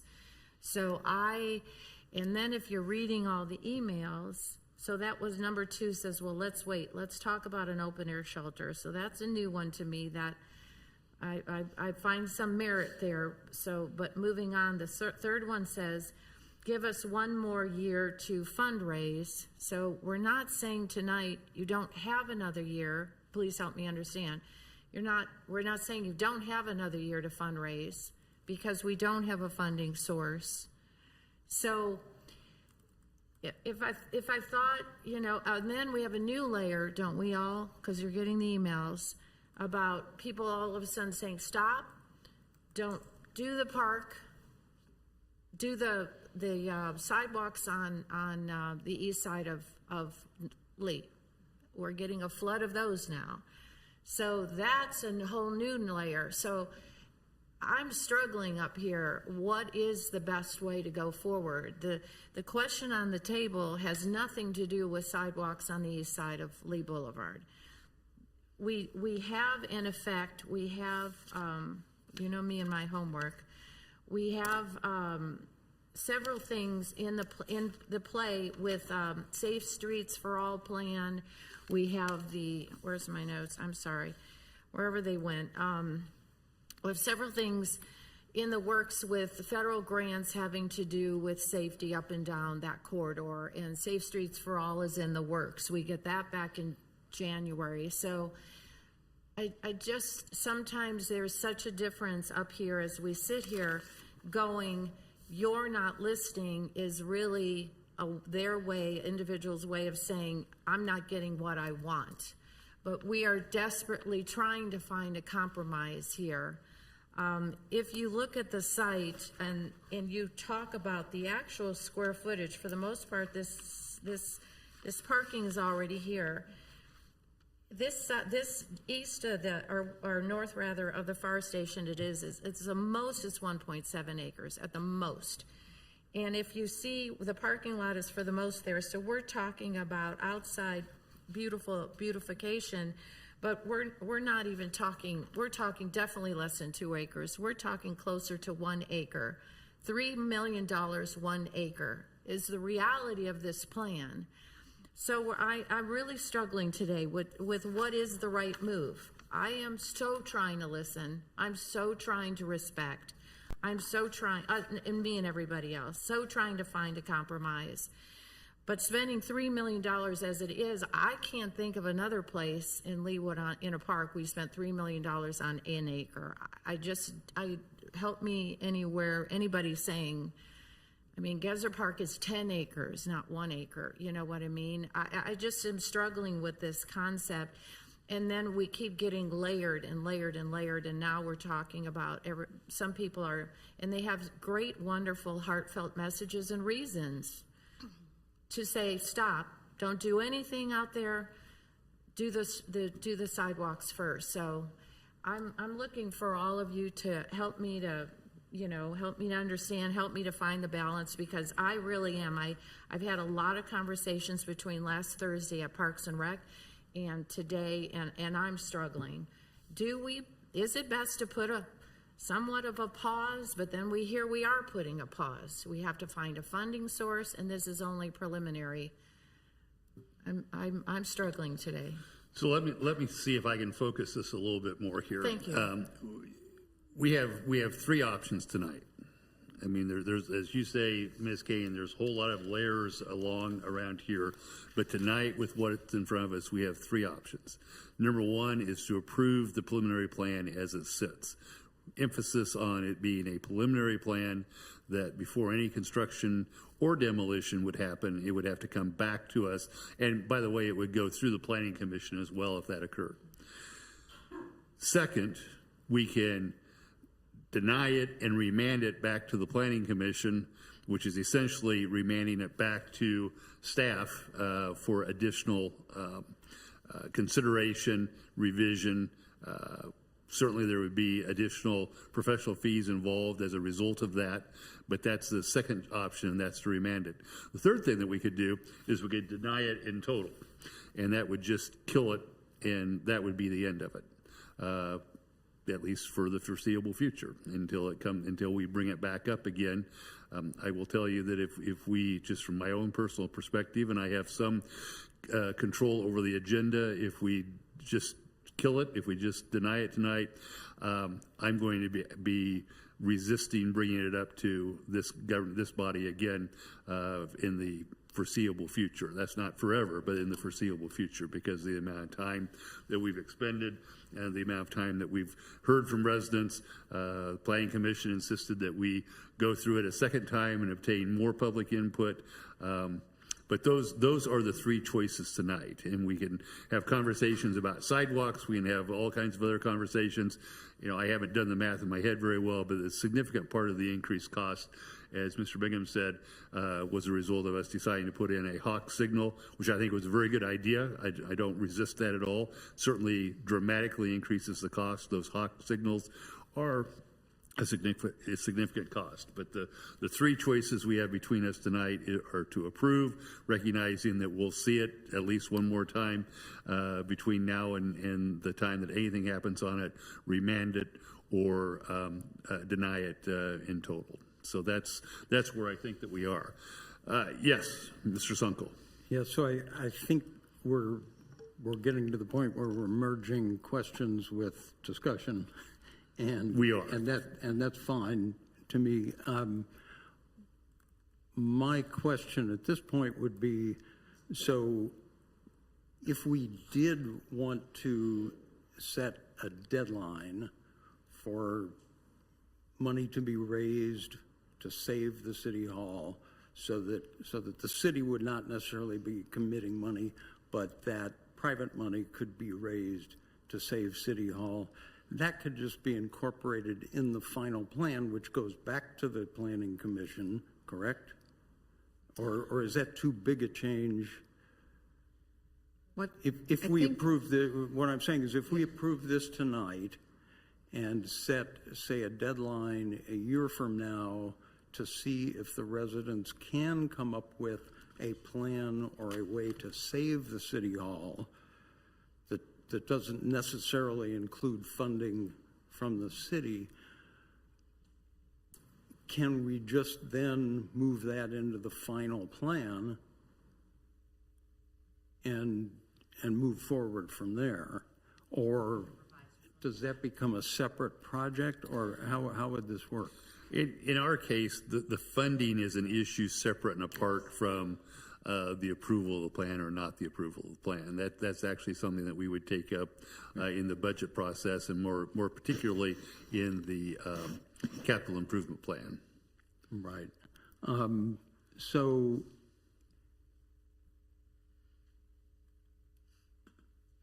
I'm having a little trouble envisioning, if we approve this plan tonight and then want to add the city hall down the line for whatever reason, can we just do that in the final plan? Yes. Okay. May have to have a revised preliminary plan first. Yeah, we would want to see a revised preliminary come through. And it's not completely unusual for obviously conditions to change in the time between when you have a preliminary and then when you're ready to actually build. And so it happens that a revised preliminary will come through at the same time concurrently with a final plan. They're bundled together in one Planning Commission case. Perfect. So if conditions, including financing considerations, were to change between now and whenever the city was ready to move forward, those would be two different plans, revised preliminary and a final, and they could be done concurrently should the city and governing body choose. Okay, perfect. Thank you.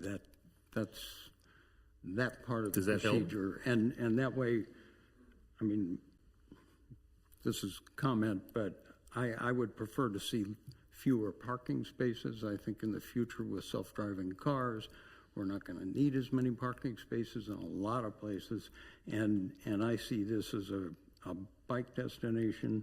I also see it as we do have parking behind the fire station and behind the new fire station, and I think that could also be used for overflow, which I know we've had some discussions about that, and the fire chief was not in favor of that. But so what I'm hearing is that we can do pretty much what we want in the final plan, and that's all open to discussion.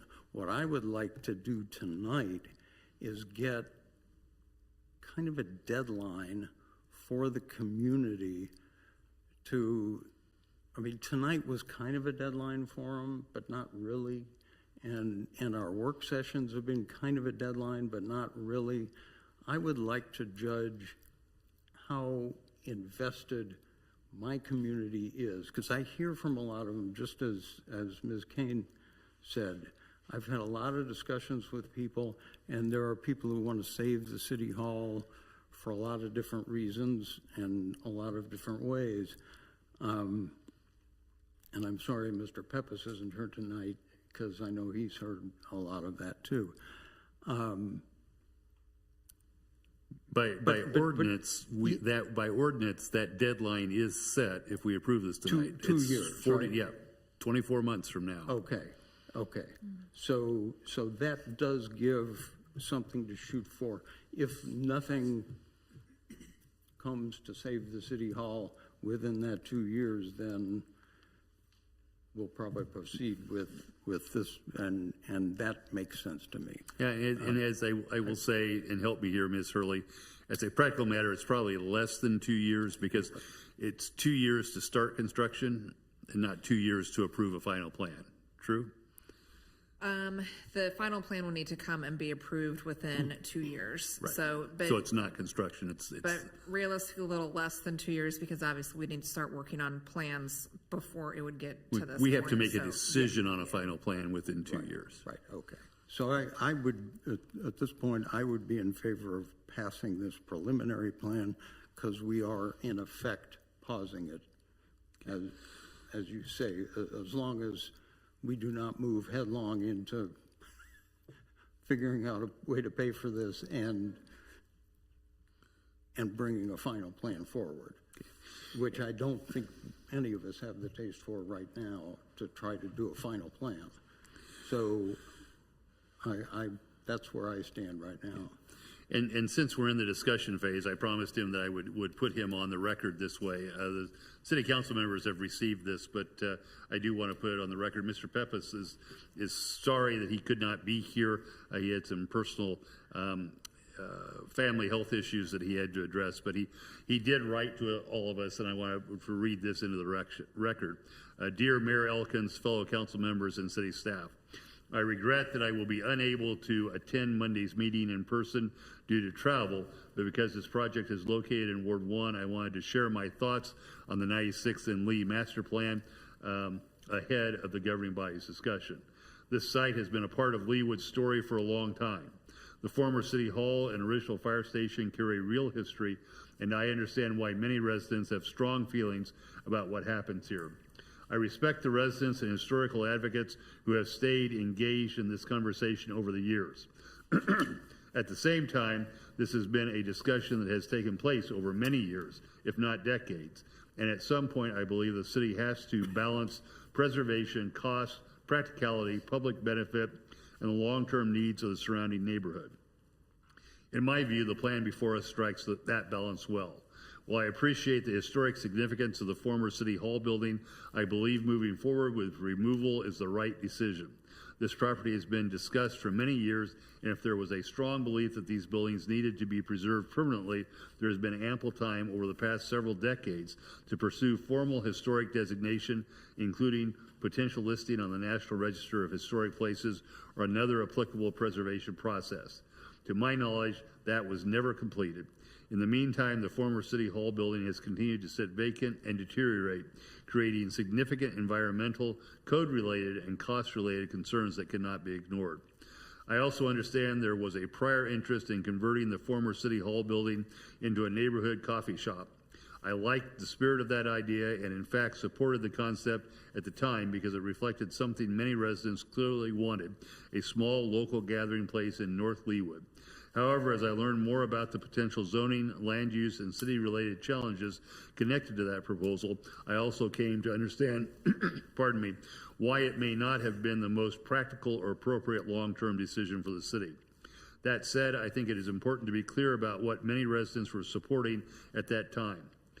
I signed the petition myself, and my support was for the specific adaptive reuse concept being discussed, which included a local coffee and ice cream shop, a community use for the former fire station, and public park space. I supported the spirit of that concept because it reflected a desire for a neighborhood gathering place. However, now that the coffee shop concept is no longer the path before us, I do not believe the petition should automatically be interpreted as opposition to this master plan. I think the distinction matters as we consider what the neighborhood has actually asked for over the years.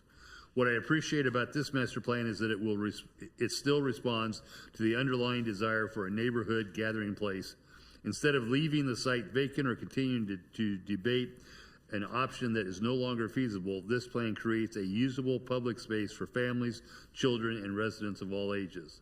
The play areas, open space, patio, and repurposed fire station all help turn this property into a community asset. I like the idea of a walking loop, but I would be equally comfortable if that element was reduced or removed in order to maximize usable open space. North Leawood does not have an abundance of park space, and I believe this plan fills a real need in a way that is thoughtful, approachable, and consistent with the surrounding neighborhood. I especially support the decision to repurpose the former fire station into a community-oriented space. To me, that is an appropriate and meaningful way to honor the history of the site while still allowing the property to serve today's residents. Rather than preserving every structure simply because it is old, this plan preserves a piece of the site's identity in a way that can actually be used and enjoyed by the community. I also strongly support the ornamental garden along Lee Boulevard. I think that is the right treatment for this frontage. It adds beauty, character, and a sense of arrival to the site without turning the area into something that feels overly programmed or difficult to maintain. I am glad this is being approached as an ornamental garden rather than a demonstration garden. In this location, I believe the priority should be a beautification, neighborhood compatibility, and long-term maintenance simplicity. One concern I do want to acknowledge is safe access to the park, especially for children and families walking or biking to the site. If we are creating a neighborhood gathering space, residents need to be able to reach it safely. I appreciate the inclusion of a high-intensity activated crosswalk in the plan, and I would encourage staff and the governing body to continue looking closely at pedestrian and bicycle access as the project moves forward. That does not mean every issue has to be solved before adopting the master plan, but does mean safety should remain a key part of the next phase. Overall, I believe this master plan is exactly the type of investment this part of Leawood needs. It respects the history of the site, creates a meaningful public amenity, improves the appearance of the corridor, and provides the kind of community gathering space residents have been asking for in one form or another for many years. Thank you to the Planning Commission, city staff, and everyone who has been involved in getting this plan to this point.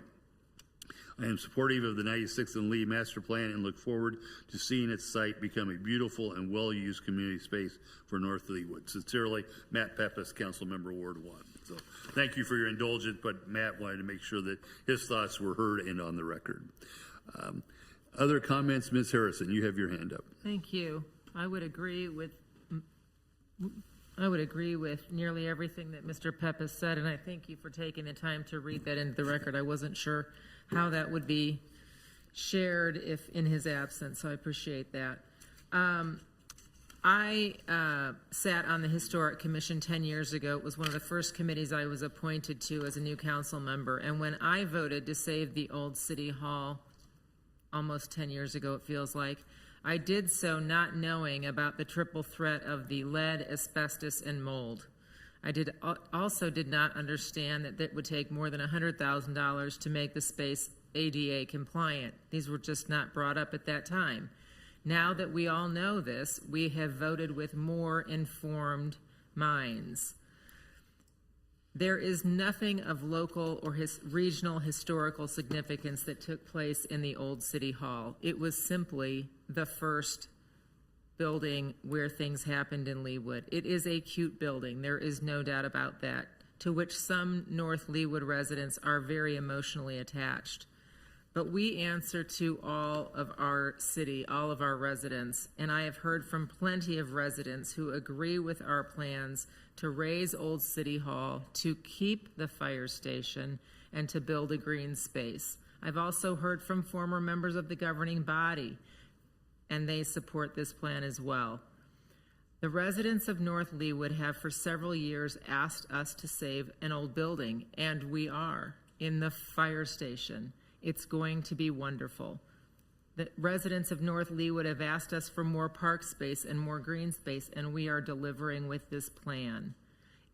A phrase that was introduced a couple of years ago was a third space that people in North Leawood wanted.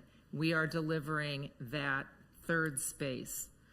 I believe that former elected city officials who voted in favor of saving Old City Hall and never put it in the CIP or planned for funding were in fact showing that it was not the priority that it might have seemed.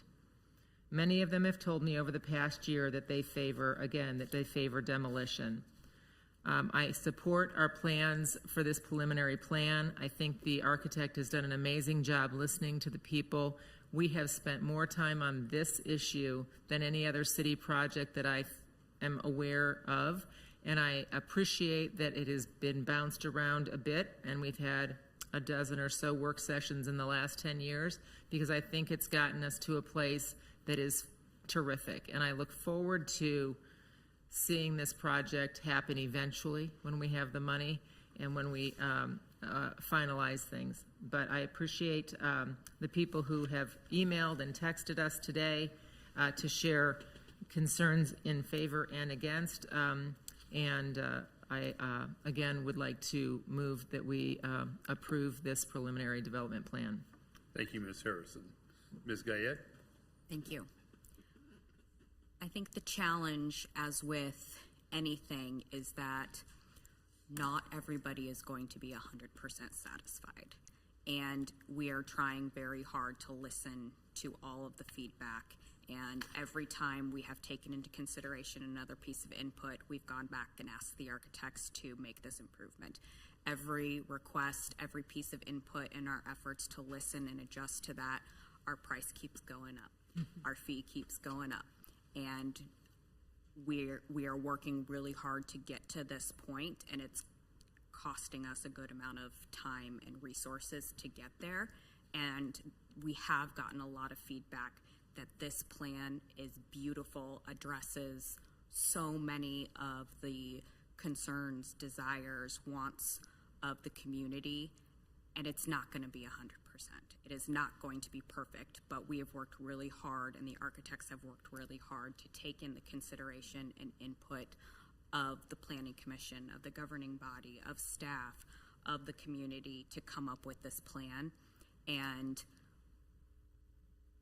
we do have 2 years to get to final, but I think this is at a point where it is ready for approval. It is encompassing of almost all the goals that we set out to achieve with this plan. So I am in support of this. I think it is beautiful. I think the architects have worked really hard to incorporate all of those input pieces. They moved the garden to fronting Lee Boulevard. It looks I know we can't rely on renderings completely, but it looks stunning, and I think it's going to be a great amenity right there. Thank you, Ms. Gayette. Comments? Yes, Ms. Larson. Yeah, I share many of the comments, and so I apologize if I'm redundant. But, you know, we've seen over the years, there's a lot of emotion wrapped up in this decision, whether it's the desire to preserve Leawood history or now the concern of our young families in northern Leawood for safety and how will their children get to the park, and the desire to have a sidewalk on the east side of Lee. I really see this preliminary plan and that issue as two separate, but but I hear those concerns. The city, besides this $3.6 million price tag, the city has already invested substantial money into this area. The city proactively bought the house to the south of Fire Station 1 and demolished it to provide more space for the creation of the fire station and for the park itself. And we listened to residents. When they asked for a revision from the 2-story fire station to a 1-story fire station, we listened. We invested in the change of the architectural plans, and we built a 1-story fire station.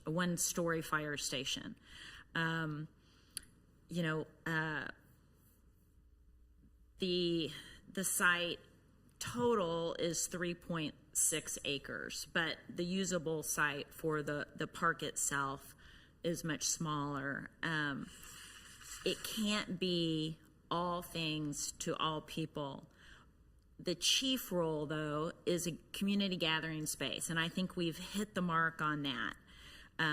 With the renovation of the old fire station for indoor gathering space, an outdoor pavilion, children play structures for 2 different age groups, green space, public restrooms, an ornamental garden that looks beautiful in the not binding renderings.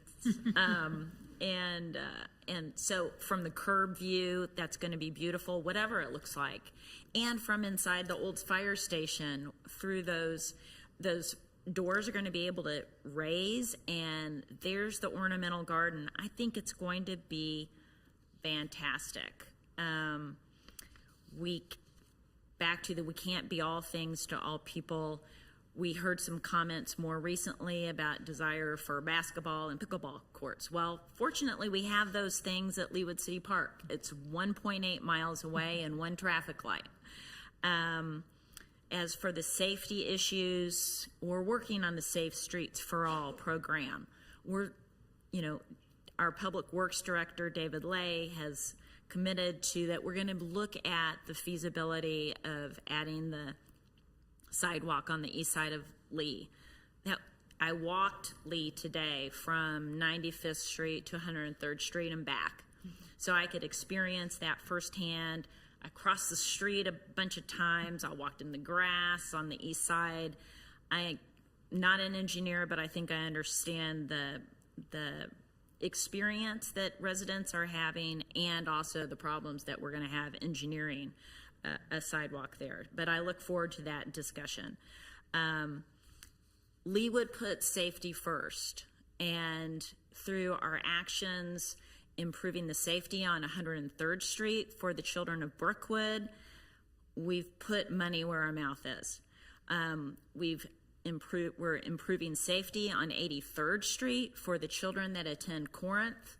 Again, safety is a priority. It always comes first. So for our residents who are concerned about how their kids will get to the park, we're going to try our best to address that. I am in favor of approving this preliminary plan tonight. We've had 56 city-led meetings, 50 city-led meetings since 2001. A child born when we started talking about this park is now 25 years old. It's time to go. I'm ready to vote. And if there's fundraising, I understand the emotion and the sentiment behind the old City Hall. The city we've invested a lot of money in this property. It doesn't make sense to invest any more into a small building with mold, asbestos, lead, and ADA problems. If there's going to be fundraising to save the City Hall, I would encourage you to start right now, because I really don't want to wait 2 years. I want us to get going on this fantastic park that's been created in the plans, and our city administrator mentioned the possibility of dedicating cash to pay for this park, I'm ready to do that. So, Thank you, Ms. Larson. Other comments? Dr. Castor. Yeah, I'll be brief, but again, I'm in favor of this plan. I think it checks almost all the boxes of all the stakeholders and what they feel is important. Again, I think it's very pleasing to look at. It allows a lot of uses for the park, and I'm in favor of that. I think I mentioned at one point in the past, and obviously this will be more in the final plat whenever we do that. But again, just as I kind of look at the outline of this, I would hope that we would be putting some kind of a short fence between the open space and Lee Boulevard and the parking lot to prevent kids from kicking balls and running into traffic. But other than that, I'm very pleased with this plan and I'm in favor of it. Thank you, Dr. Castor. Ms. Rubin. Guess I'm the last one. I just have a couple comments. I do think this plan, the park plan, is beautiful. I've heard comments from residents saying it's criticizing this and saying it's not creative and it wasn't innovative, and I really do disagree with that. I think it's a preliminary plan, and I think the detail that will come later is going to make the park. You know, we haven't selected the play equipment, and that's going to make a big difference, and all the little details will come later, and I think the plan and the bones are there, so I'm very happy with the work the architects have done. I do think, well, we are going to be looking at a sidewalk on Lee, on the east side of Lee. That is being looked at. I think someone already said, you know, SS4A is in progress, and also there's a federal grant application. It's a $400,000 application for a safety analysis of Lee Boulevard. Those are two separate items. So it's over $800,000 could be dedicated to Lee Boulevard. Well, SS4A is for the whole city. But I don't want to stop this for the sidewalks because we'll never get anywhere. I think we can work on those tracks simultaneously. It does bother me that people, I don't want to make a decision that people are so upset about, and there is a lot of emotional attachment to the old City Hall. So that, it concerns me that a lot of people are going to be very upset if that is demolished. I mean, they're going to be very upset. And people who grew up with it and have a lot of emotional attachment and experiences with it, and that's a concern. I don't want to do any harm. You know, I think Ms. Hobbs said, you know, don't do any harm. And I think I try to live by that, you know, try not to hurt people. And I think some people will feel hurt, and people's emotions and feelings are important. You know, we want people to feel pride in the city of Leawood. We want people to participate when we have events. We want them to be a part of it. And if you're feeling, I don't know, if you feel like your input wasn't accepted, then it's going to affect how you feel about the city. So those are concerns that I have. I'm also concerned that money hasn't been raised already. I feel like there has been time in between all these different meetings in the past, 2 years, that we have some very wealthy people and they could have pledged money to go to Save Old City Hall, and that hasn't happened. So if that money is out there, I hope people do come forward with it. I'm, heartened to know that we can pass this preliminary plan, and then we have an opportunity within 24 months to alter it if we have a different circumstance. If someone does come up with the money to save Old City Hall, then maybe we can reconsider before the final. But I don't want to delay, and we have talked about this for a long time, and I am happy with the plan. I would like to give people a chance to fundraise to save the Old City Hall. So I think they'll have that opportunity, even if we approve the preliminary plan. So that's where I'm landing on this. Thank you, Ms. Rubin. And Mr. Sunkel. If you'll indulge me as the Ward 1 council member, I do want to thank all of you for the work you've put in, some of you for many years before I was on this council, on this one location in North Leawood, and I appreciate that a lot. I appreciate all the interest you've taken in in the residents' letters and their emails, and I think approving this plan tonight, I think the community really appreciates the work that's been done and the bulk of the park. I think the only sticking point right now is that there are people who feel very close to that city hall. They like it to be saved. I think we're giving an opportunity for that to be done if we approve this.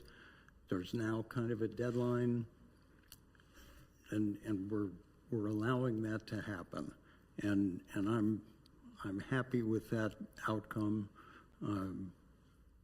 I think if the building can be put to a good use, that's great. And now it's kind of in the court of the community to do that if they really want to save it. And I can't ask for more than that, I don't think. And I appreciate this all very much. And I appreciate the community's involvement as well. I want to point out that two of the folks who spoke tonight were speaking as themselves, but they represent homeowners associations that have like 2,900 homes. So it's the bulk of North Leawood. And I want to thank everybody for their work in this, the architects and everyone. So thanks very much. Thank you, Mr. Sunkel. Ms. Kane. I just want to, I can only speak for myself up here, but I want to be crystal clear. Finding money to save Old City Hall in my brain does not mean we had that. We had individuals who were willing to buy it and turn it into a commercial enterprise, and that's not what I'm talking about. I'm only one vote, but when you use the language finding money to save Old City Hall, then that again leaves the concept up that, and I think we made ourselves pretty crystal clear up here, that a commercial enterprise in the middle of our park, in the middle of a single family home area is not what we consider saving Old City Hall. So I don't want to send a wrong impression out to the public, because we had individuals that offered to do that, and I think we were very clear on the consensus of that is not what this body thinks saving Old City Hall means. So in my mind, again, I'm only one person.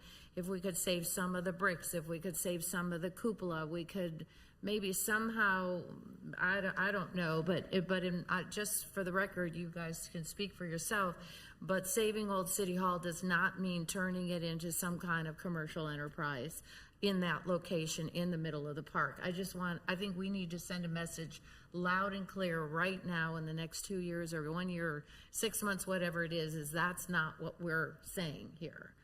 Loud and clear. I think we better send that message to the residents personally. Again, I'm one person. Ms. Gayette. Complete agreement on that. And I think, and Julie, yes, Ms. Hurley here, from the procedural standpoint, this preliminary plan, if anything were to change, and it would have to go back through to Planning Commission as a revised preliminary plan, and then for us to address any changes. So this, right now, as our approved preliminary development plan, prohibits City Hall with being a commercial use. Correct. The LDO is pretty specific.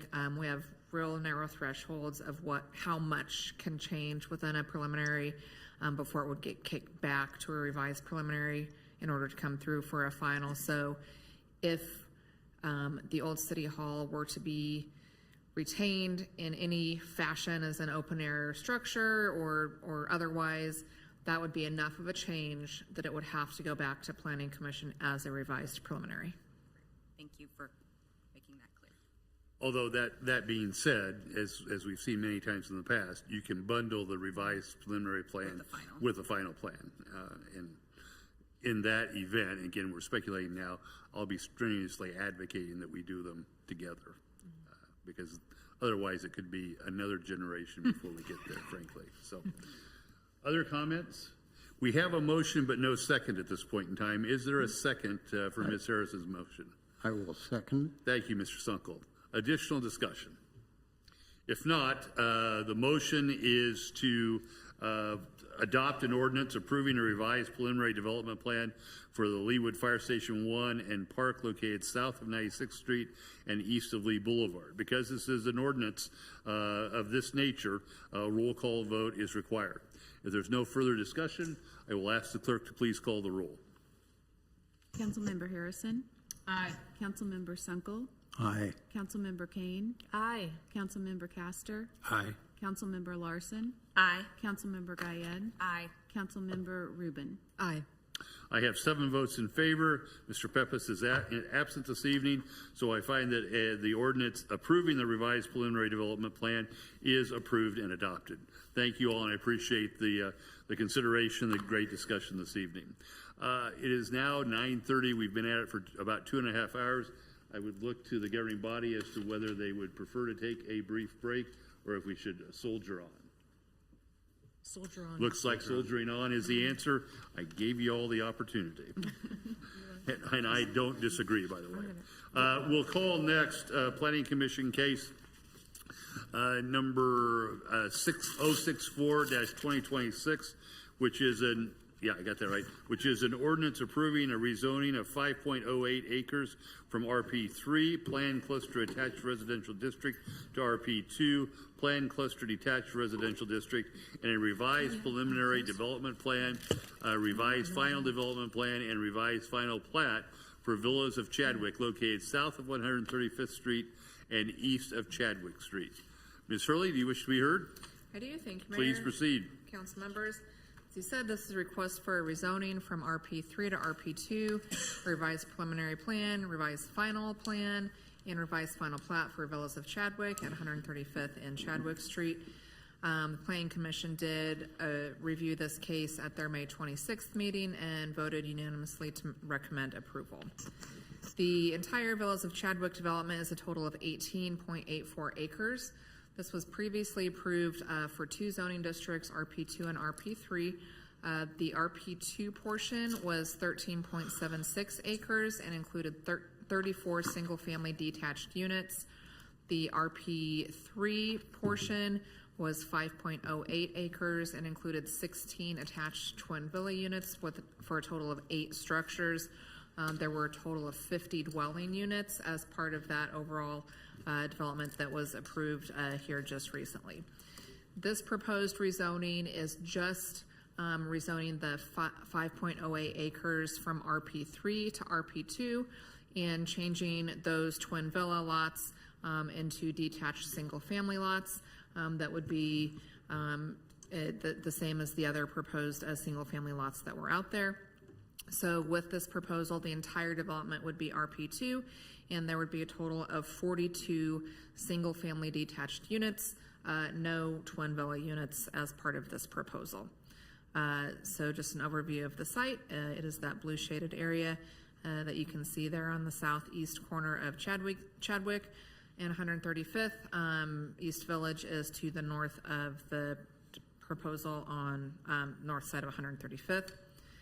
And then just to illustrate the portion that is being proposed for rezoning from RP3 to RP2, that green shaded portion up closest to 135th Street is where the twin villas had been proposed before, the RP3 zoning district. Again, there were 8 twin villa structures with a total of 16 units. That green portion is proposed to be rezoned to the RP2. So again, the entire development would be the detached single-family units. And then just another view of the development as proposed. So nothing else changes with the layout. Everything is still the same, except again, there would be no twin villas. It would all be the detached single-family. And I can answer any questions you might have, and the applicant is here as well. Thank you, Ms. Hurley. Questions, Ms. Harrison? I believe you had some thoughts on this, or? I do, yes. The same concern I have previously. I look at this map right here that you have up, and it looks like there is not a lot of room for cars to be parked in driveways. I feel like we're going to eventually see a lot of cars parked on streets. There's not a lot of width to these lots, so it's going to feel like I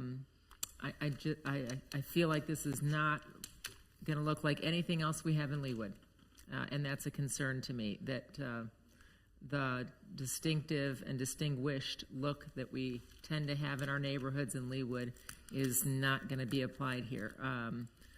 I would like it very much if there were fewer homes packed into this development. So that's a concern. I get it, that the Village East is a different animal, and it was an animal that started off as one thing. They built a bunch. They're not selling. They're going to, I agree with Ms. Odo that when that community is complete, that those products will probably sell, but this is a different animal because there's nothing here. So it's an entirely new neighborhood to me of what looks like cookie cutter stamped out. Build as much as you can on a small lot, and that is concerning to me, but it may not be a concern for anybody else. Thank you, Ms. Harrison. Questions? Ms. Rubin. I have a question. So this came before us, I think, just 2 months ago, and they requested the twin villas. So I'm just curious why the applicant is coming back so quickly, why they didn't ask for single family at that time. I will let the applicant answer that when they get up here. Okay, thank you. Ms. Shirley, I've got a couple of questions. One relates to Ms. Harrison's concerns. Can you refresh us on what the LDO tells us about street parking in the city of Leawood, especially in residential areas? So they would be allowed to park on the street. The streets are, this is a private street. It's not public right-of-way that's being dedicated, but the streets are being built to city standards, and so they would be wide enough for parking on the street. I believe it's wide enough for parking on one side of the street here in this development as it's laid out. Are they not limited to 24 hours at a time, though? That indeed, if a vehicle is left on the street for 24 hours, it becomes a matter of code issues for Mr. Torres's team? Parking on the street would be regulated by the police department. Chief? Can you comment? So I know I've received complaints in the past about particularly commercial vehicles being parked on streets for 24 hours at a time, and they have been instructed to move oftentimes what happens is they move for 3 or 4 hours and then they're back. But Chief, can you comment? Brad Robbins, Police Chief. Any parking on a street is the realm of the police department. Vehicles have to be moved every 24 hours. The stickler is, you point out, if they move them and move back 2 hours later, we can't do anything about that. Parking commercial vehicles is not allowed. That would fall under the codes with Mr. Torres, but any type of motor vehicle parked on the street, it has to be moved every 24 hours. It can't just sit there for days on end. Okay. Thank you, Chief. And then, Ms. Hurley, the other question is, when I look at that chart that you had up, the site plan, at the end of the day, is there any change in the population density between when we had it currently as twin villas or now as single-family residential? It's on this particular development? Yes. Slightly less dense. There's 8 fewer units proposed with this iteration. So again, to the extent that there have been those with concerns about population density, this is at least creating some relief. Admittedly, not large relief, but some relief on the population density. Yep, so 8 fewer families would be living in this location. Okay, thank you. Additional questions for Ms. Hurley? I had one. Dr. Castor. Yeah, so that same diagram that you were just pointing, again, just for scale, so are the distance between the homes the 20 feet then, the 10-foot, or are these also the 7-foot like the previous applicant got? These would be the 7. And so, again, that was already approved when this came through a couple of months ago. And so this revision to those 8 lots up at the north would just be asking for that same setback to have on those single family. And then just another note, kind of like we talked before, those The blocks, like the houses that you're looking at on here, that's the building envelope. That's not any sort of footprint. That's where they could build a house on the lot with the setbacks as they are. But it's within the, since they're asking for a change, we could change it back to asking for the 10-foot setbacks and not the 7, or are So we it not would allowed to just be- change that after? It would just it's be already on the been decided? portion being rezoned. So because that setback deviation, that side yard setback has already been approved for the portion that's already zoned RP2. So this would just be for those 8 lots that are being rezoned from RP3 to RP2 up at the north side of the property. Okay, thank you. So you would have portions, correct, you would have portions that would have one set of setbacks and other portions that would have a different set of setbacks. That's correct. All right, thank you. Ms. Hurley,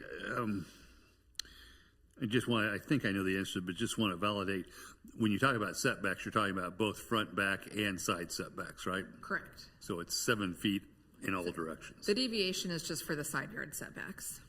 I'm sorry? The deviation, the 7 feet, is just for the side yard. Okay. And what are the setbacks front and back?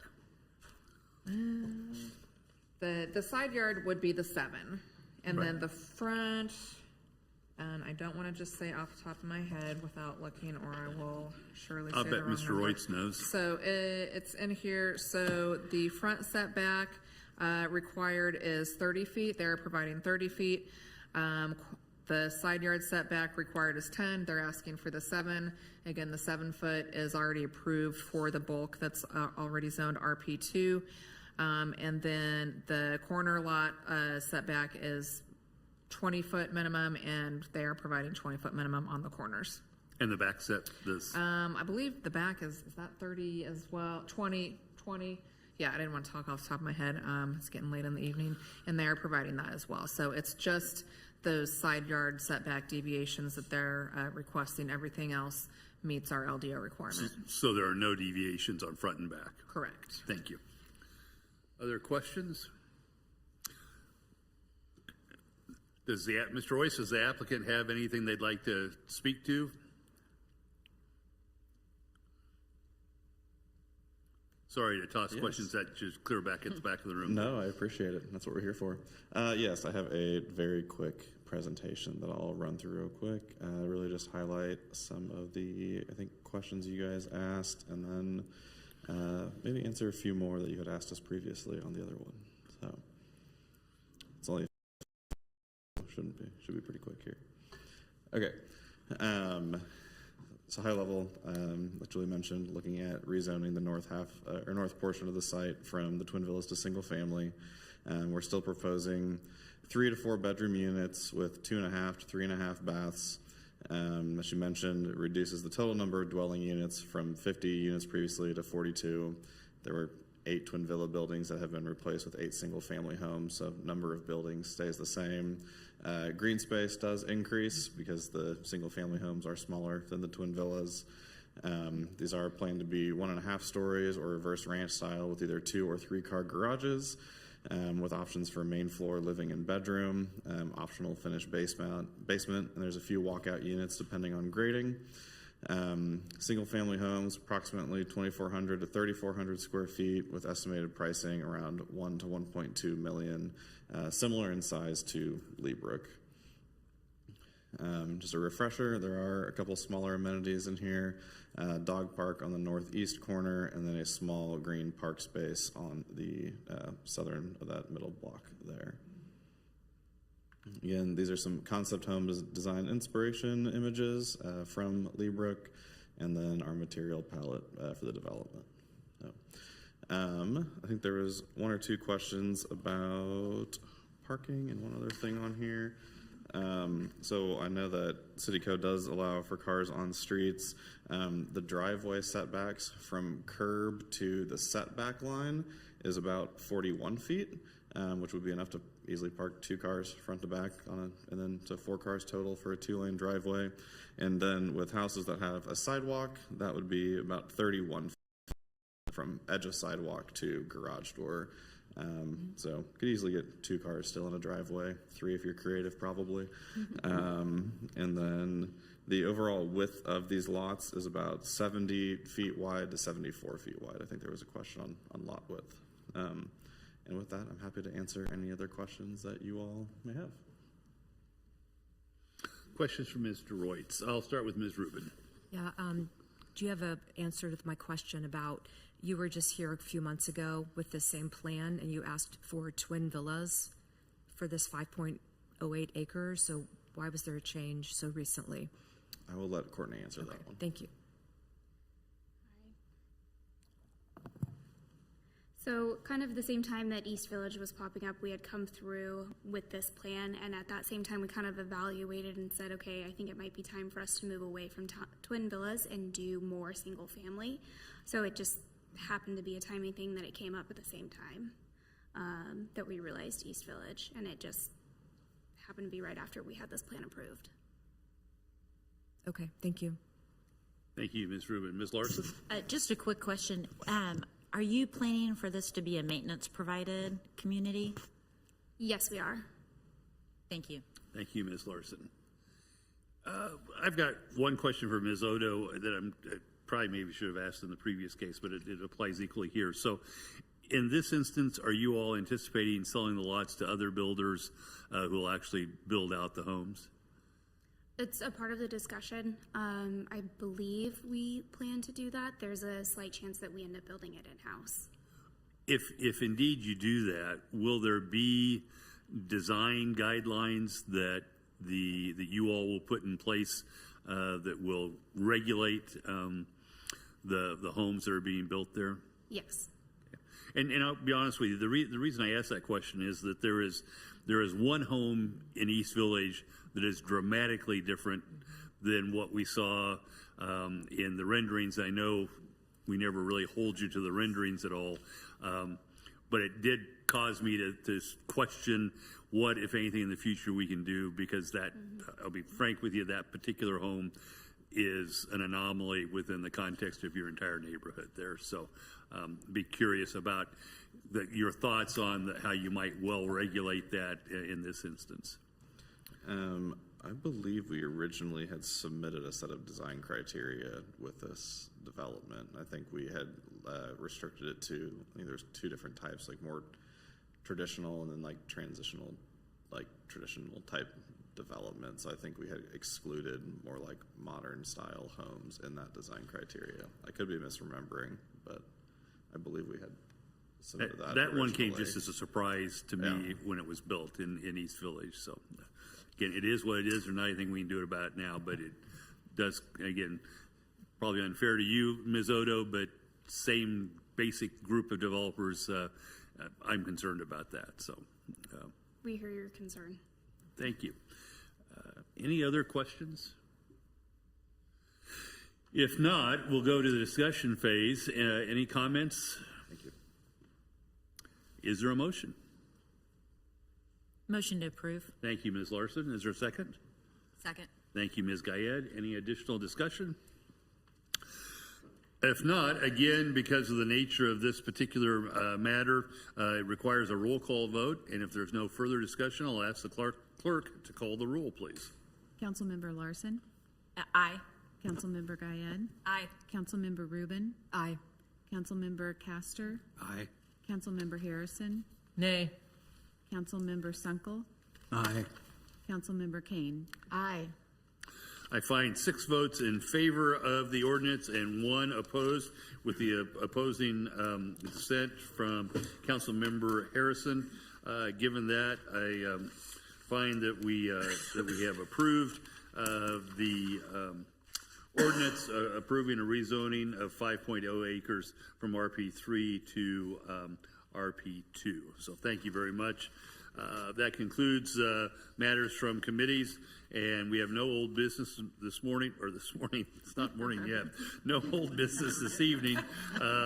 But I'm sitting here thinking about the 400 pages that I see on the list here for new business. So for new business, we do have the ETC Resident Satisfaction Survey results. This is something that we started when we first came into office here a couple of years ago. Decided to do it on an every other year basis. I believe that Ms. Stoddard, Mr. Powell, Ms. Brittenstein from the staff, as well as representatives from ETC are here to provide us with some information. I would ask that you all focus on perhaps what the differences were between this survey and the last one, and particular areas of concern. But I do note that there are almost 400 pages, 495 to be exact, if I do the math correctly, of materials here. So Ms. Stoddard, Ms. Brittenstein, who would like to proceed? Ms. Brittenstein, welcome. I'm the chosen one of the group. All right. Well, I'm Beth Brittenstein, Strategic Communications Director. You're correct in that this is our second citywide residential survey, so we do have some fun comparison findings from our 2024. And I think you'll find that we're ending our evening on a good note with these results. So I'm going to pull up the presentation here. I do want to introduce Derek Harvey with ETC Institute. This is the firm that partnered with the city to conduct both our 24 and 25 surveys. Get you set up here.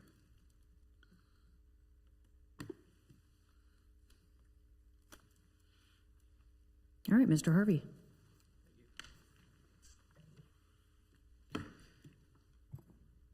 Council, Mayor, thank you guys for having me out tonight. Excited to be here to present the 2026 City of Leawood Community Survey results, Mayor. We'll touch on some of the areas for improvement and some of the trends as we go through this. A little bit about ETC Institute. We're one of the nation's leading provider of market research for local governments. Since 2012, we've surveyed over 1,200 communities around the world. We do quite a bit of surveys in the Kansas City area. In the last 6 months, I've done these same presentations for Lenexa, Prairie Village, and Roland Park. I'm just making my way across the city at the moment. But we also do quite a bit of business in North Carolina, South Florida, and Texas as well. For tonight, we're going to talk about the perceptions and ratings of Leawood respondents had, the major city services, public safety, city maintenance, code enforcement, and then finally communication at the end.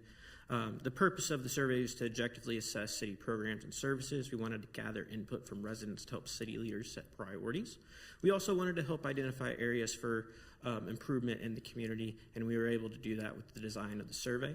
The survey was administered by mail, phone, and online with follow-ups via text, email, social media ads to a random sample of residential addresses. The sample was designed to ensure results are statistically valid and representative. The way we did this is we took the GIS shape files of your city, purchased all the residential addresses within the city, and that's what we selected the random sample from. We do that for a few reasons. One, we want to make sure that we're hearing from all areas of the city, and two, it gives everybody the same percentage chance of being selected for the survey. The goal for the completions was 400 completed surveys. We accomplished that with 420 completed surveys for the survey. That gave us a margin of error plus or minus 4.75% at the 95% level of confidence. What that 95% level of confidence means, if we did this same survey 100 times with the same methodology, we would expect 95 of those surveys to come back within that margin of error of plus or minus 4.75%. What to know about the survey results at a glance? First of all, 100% of your respondents rated Leawood as an excellent or good place to live.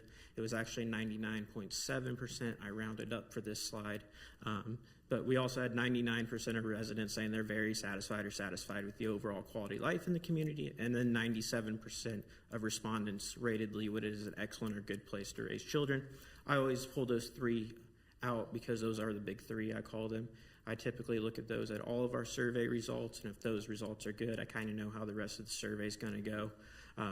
And as you can see, as we go through, those are the main things, and the rest of the survey kind of follows through, but there are some areas for improvement that we did identify as well. The main items, or main things from the survey, perceptions and ratings of the city are high compared to the KC metro area average, which is an average ETC Institute provides, and the national average that we have as well. Leawood is performing above those averages in almost all the areas assessed. I think on the KC metro area average, there's only a couple areas where you guys are on par with that average, but there's none of them where you're below on that KC metro area average, and I'll talk about that a little later. The overall satisfaction with city services was strong. Leawood's performing well in key areas such as city parks, police, fire, and EMS. And of course, there's always opportunities for improvement. We designed the survey instrument to help us with this. Code enforcement and street maintenance were highlighted areas for improvement on the survey, and we'll talk about those when we get to those sections. When we looked at the distribution of responses, this is the GIS map of Leawood that we use for selecting the sample. These are by census block group here. But as you can see, each dot on there is the 420 completed responses to the survey. This is something that ETC is monitoring as responses come back in. All of these dots are coded to the nearest block level. That's why some of them look like they're right on top of each other. That's to help protect respondents and keep them anonymous. But this is just something that ETC monitors. As you can see, we did a good job of hearing from all areas of the city. We're also monitoring demographics as it comes in, race and ethnicity, ownership of houses versus renting, and then age breakdown and gender breakdown as well. We're monitoring all of these as it comes in. When we looked at the perceptions and ratings, first of all, we touched on the overall ratings. All these ratings received ratings above 80%, the highest ones being as a place to live and as a place to raise children. As a place to work dropped down a little bit there, but still less than about 1% or below average, rated that as below average or poor. And then as a place to retire, 5% of your population rated that as below average or poor. However, I do want to point out that the neutral ratings on those jumped up to about 15% there. Those could be people that do not work in Leawood, don't know about that, or have not thought about retiring or the retirement age yet, so they don't know whether retiring in Leawood is good or not yet. So just to keep that in mind when we see those high neutral ratings, it's usually people that don't know enough to have an opinion on the question. When we looked at benchmarking for this, Leawood's leading the way in all these ratings areas assessed. You'll notice that we have the Kansas City area metro average on here. That's made up of about, I think, 16 communities in the Kansas City metro area that have conducted surveys with ETC Institute in the last 2 years, I believe, since 24. These are communities that do surveys every other year like Leawood does. Some of them do surveys twice a year. These communities have been tracking this for a long time, some of them up to 20 years. So it really is one of the most competitive benchmarks that ETC Institute can provide, and that's why we like to provide it to our KC metro area clients. And then we have the national average. That's from a national survey that ETC Institute does every summer. We get 5,000 completed responses for that survey nationwide, and that's what that national average is built off of. But as you can see here with the ratings, the overall ratings, Leawood is outperforming all these areas, plus 45 points, the difference between Leawood's as a place to live score and the national average. When we looked at trends, Leawood's last survey was in 24. 24 was the first survey. Some of these areas you already had extremely high ratings in. So when I see high ratings, usually there's sometimes only one way to go. For Leawood, though, you guys maintained in a lot of areas or increased in a lot of areas when we looked at the trends, especially when we go to police, fire, and city maintenance and look at that. As a place to work here did see a slight decrease, but as a place to raise children, as a place to live, increased or stayed about the same when we looked at those trends. When we looked at overall perceptions, Leawood received ratings above 50% in almost all these areas assessed. Your highest rated overall quality of life, appearance of Leawood, image of Leawood, all above 98%. Overall quality of your neighborhood, overall quality of services provided by the city, all extremely highly rated. And then we get into the three at the bottom here. You will notice that the neutral ratings do jump up here, though. And the three lowest rated on the screen were overall value received for your city tax dollars and fees, how well the city is managing growth, and efforts to promote diversity, inclusion, and belonging in the city. I believe some of these are items that respondents don't know enough about to really understand how their city tax dollars and fees are being used, and then how well the city is managing growth, not something that all respondents would know about as well. But most of these items received ratings above 90%, and still the lowest rated was still at 46%. That's very satisfied responses. I did show you our GIS maps. We also provide them to show the average response by census block group. So this map here is for how well the city is planning growth. It's broken down by census block group, and it shows each area shaded by the average response to the question. As you can see here, most areas of the cities indicated they're satisfied with how well the city is planning for growth. There were 2 areas that, however, rated it as a neutral, so rated it slightly lower. I like to include this in here to show an example of how I would use these GIS maps that were provided, just to kind of help give more context on a question. If you see it's a lower score, maybe we can go in and pinpoint an area of the city that answered that question differently than others, and it kind of just helps to give more context and information for city leaders. When we looked at the major services, more than half of the respondents were satisfied in all these areas assessed. Your highest rated, fire and EMS services, 98%, city parks and trail, 98%, quality and upkeep of municipal buildings, 95%, police services, 94%, all the way down to where the lowest rated item on this list was code enforcement, and still almost received 70% satisfaction ratings. And then overall effectiveness of city communication with the public, still at 70%, almost there. Extremely high ratings and for these overall services, especially for police, fire, and EMS. When we looked at benchmarking, once again, Leawood's above the regional national averages in all these areas assessed, especially that KC metro area average, which, as you can see, is above the national average as well, but Leawood is above that. So that helps put some of these ratings in context. I mentioned the city codes and ordinances was your lowest rated on that screen at 67%, but when we look at it with benchmarking, it helps us understand that Leawood is still doing really well in that area. I did mention that we designed a survey to help identify priorities for the cities and to help rank these in priorities of what we need. The way we did this is we asked about overall satisfaction first, rate your satisfaction with all these items, and then immediately after that we asked residents, which of those services do you consider most important for the city to provide? Which 3 do you consider the most important? For the overall services in Leawood, there's a clear top 3 most important. Fire and EMS services at 80%, police services at 75%, and then the overall maintenance of city streets at 53% were your top 3. All the way down to the bottom of the list, not surprising to see the overall quality of customer service from city employees at 1%, but when ranked against the rest of these, we understand why that would be the one that falls to the bottom. What this allowed us to do with the importance and satisfaction was to run it through ETC's importance satisfaction analysis. This rates the importance rating and the satisfaction rating against each other to give us priority levels. There were no surprises here from ETC that with your already high satisfaction scores in these areas, none of the items came up to a high priority level. Even though maintenance of city streets was the 3rd most important, it was the closest to being a high priority, but you already have a high satisfaction score that's keeping it as a medium priority. Medium priority just means you're providing these services at the expected level from residents and should maintain your current emphasis on those. For public safety, police services and fire saw some of the highest scores on the survey. Police department received high ratings in all areas. How quickly police respond at 98%. Overall feeling of safety in your neighborhood, 95%. The city's efforts to prevent crime at 94%. All extremely high areas until we get, or even at the bottom there, visibility of police in neighborhoods, commercial retail areas, and the public safety education programs as well. Fire services was the same thing. The fire department received high ratings in all these areas.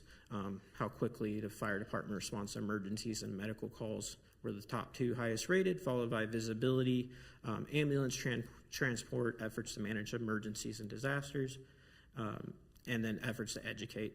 The education on both police and fire was the lowest rated.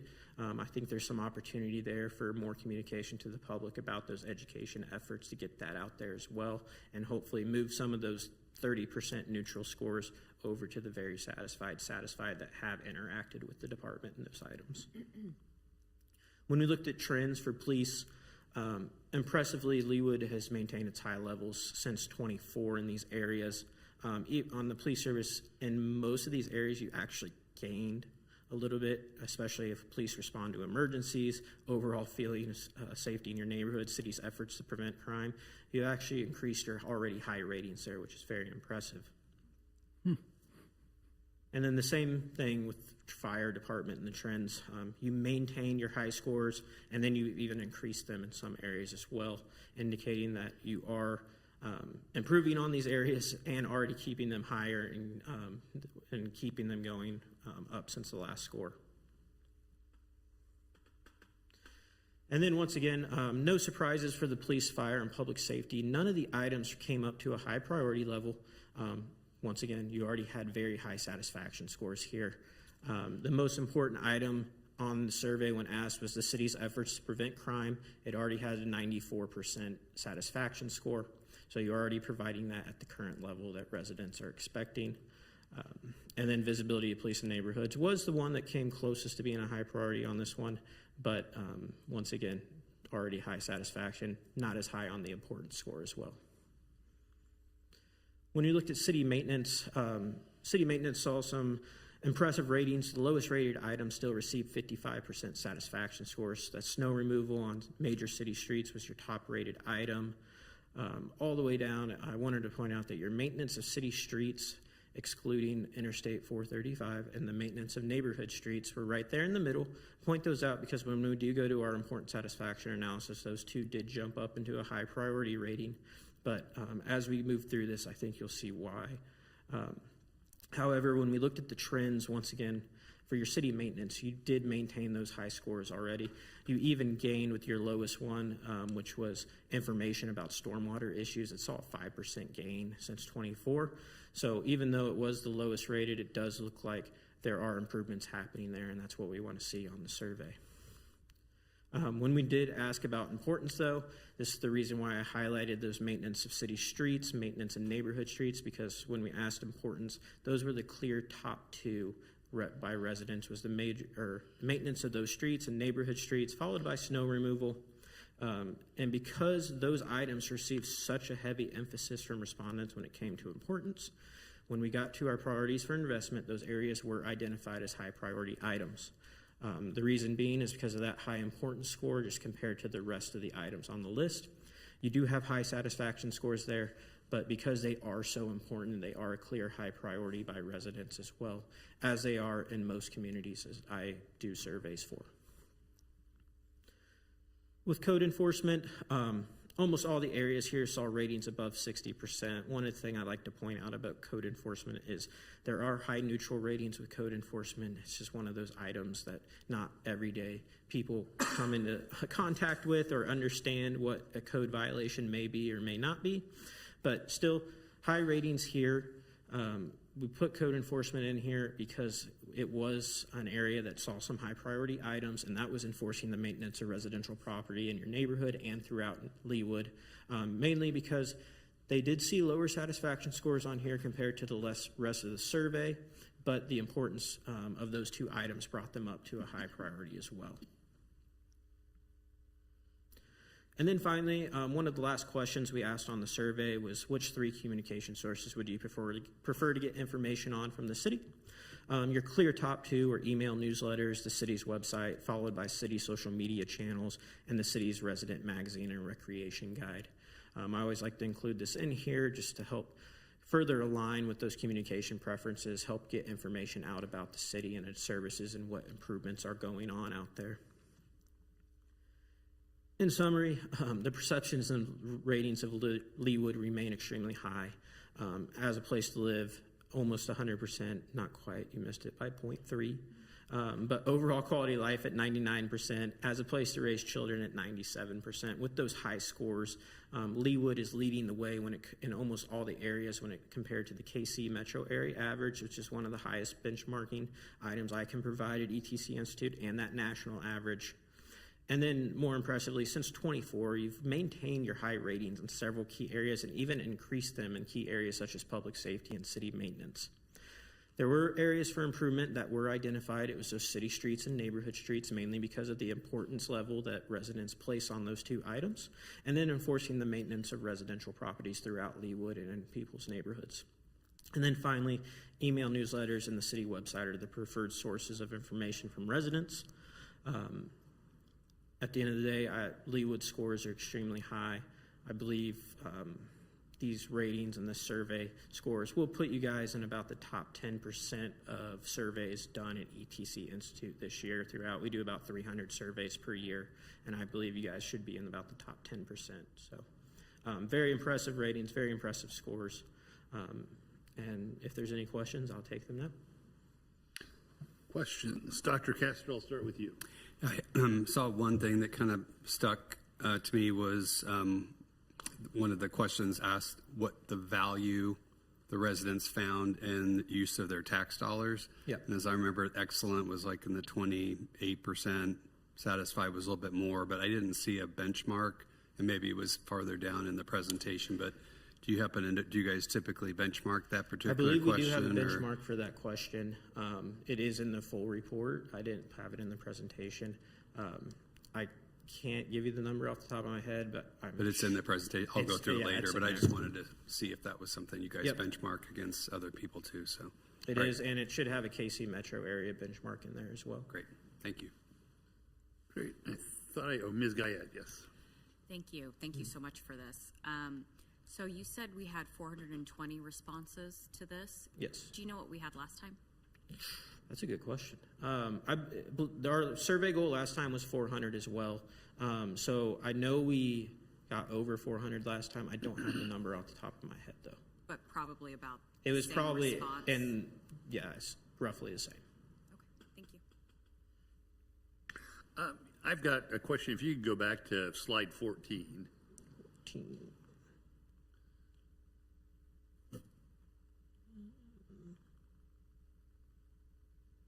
There we go.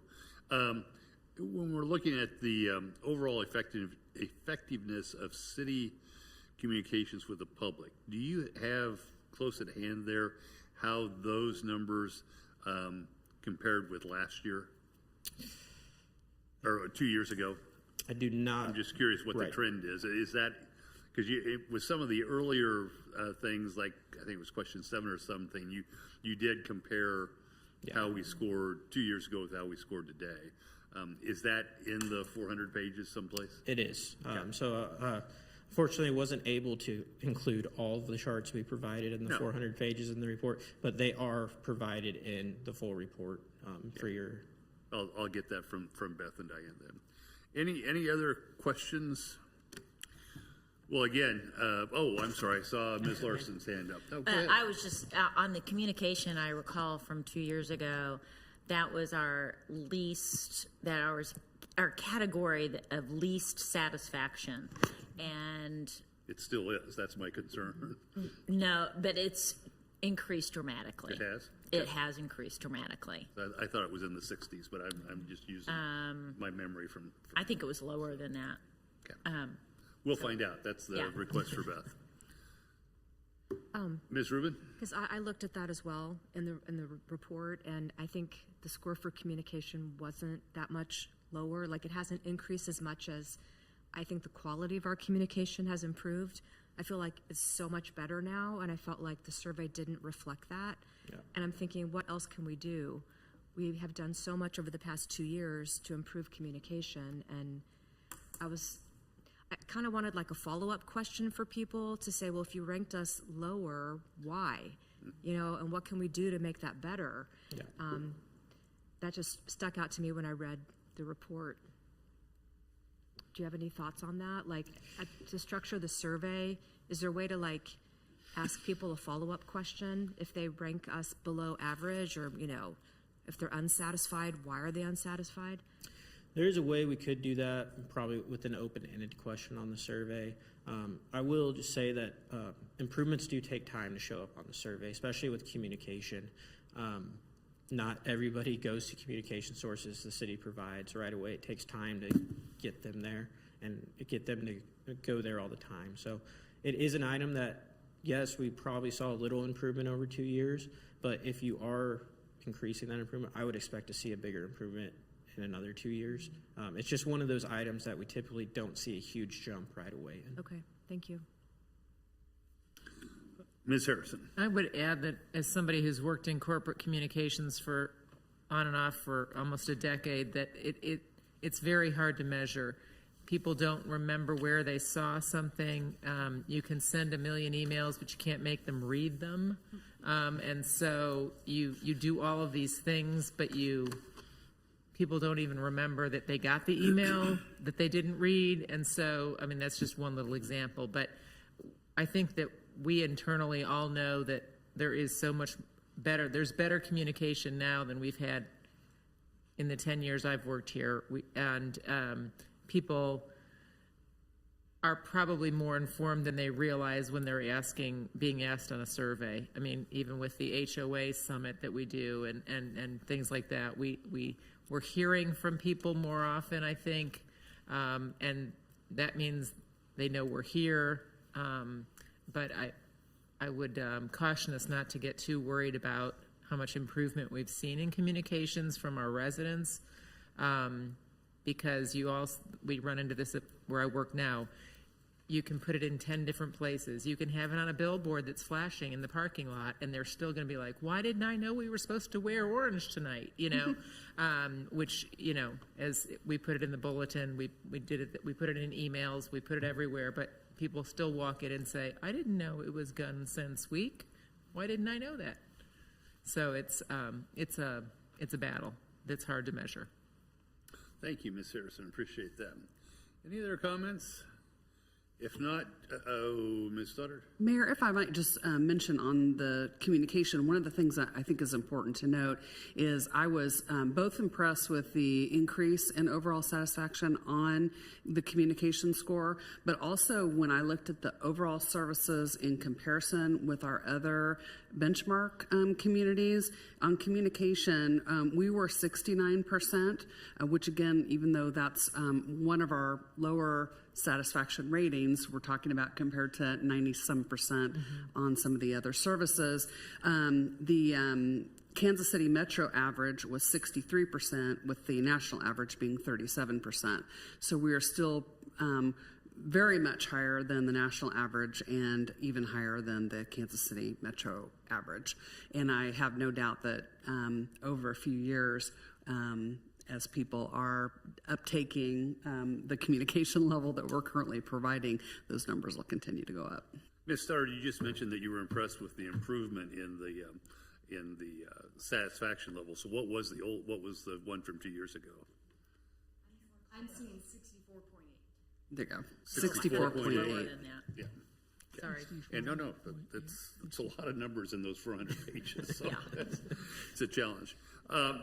Again, huge kudos to the staff. I mean, this is a compliment to you all as to the level of satisfaction amongst our residents, and that's a direct reflection of the work that you all do, senior staff, but also right down at the line level. So I hope that gets communicated down to everybody. Thank you, Mayor. Yes, we will certainly share that. I'm very, very proud of every single one of our team members. They really work hard on satisfaction with our residents is an extremely important focus, and I'm just really so proud of our team. Thank you. As a matter of formality, I think it would be appropriate for us to for me to entertain a motion to accept the ETC resident satisfaction survey results. Do I hear such a motion? So moved. Thank you, Ms. Harrison. Is there a second? Second. Thank you, Mr. Sunkel. Any discussion? All those in favor of accepting the ETC resident satisfaction survey results, please indicate by saying aye. Aye. Those opposed, same sign. The ayes have it. We thank you for all the work that ETC does. This is very informative to us, and it's a huge help. So thank you, and thank you for your presentation. Yeah, thank you guys for having me tonight. So you'll all note that we have canceled, as Ms. Rubin said, the meeting for August 3. Be aware, and this is going to come as a surprise to Ms. Stoddard and Mr. Powell and Ms. Stromberg as well. But I may well ask for a special call sometime in that 2-week period between July 20 and August 3rd. And more to come on that that I can explain later. So with that, is there any other business to come before the governing body this evening? If not, we will stand adjourned. Thank you. Thank you.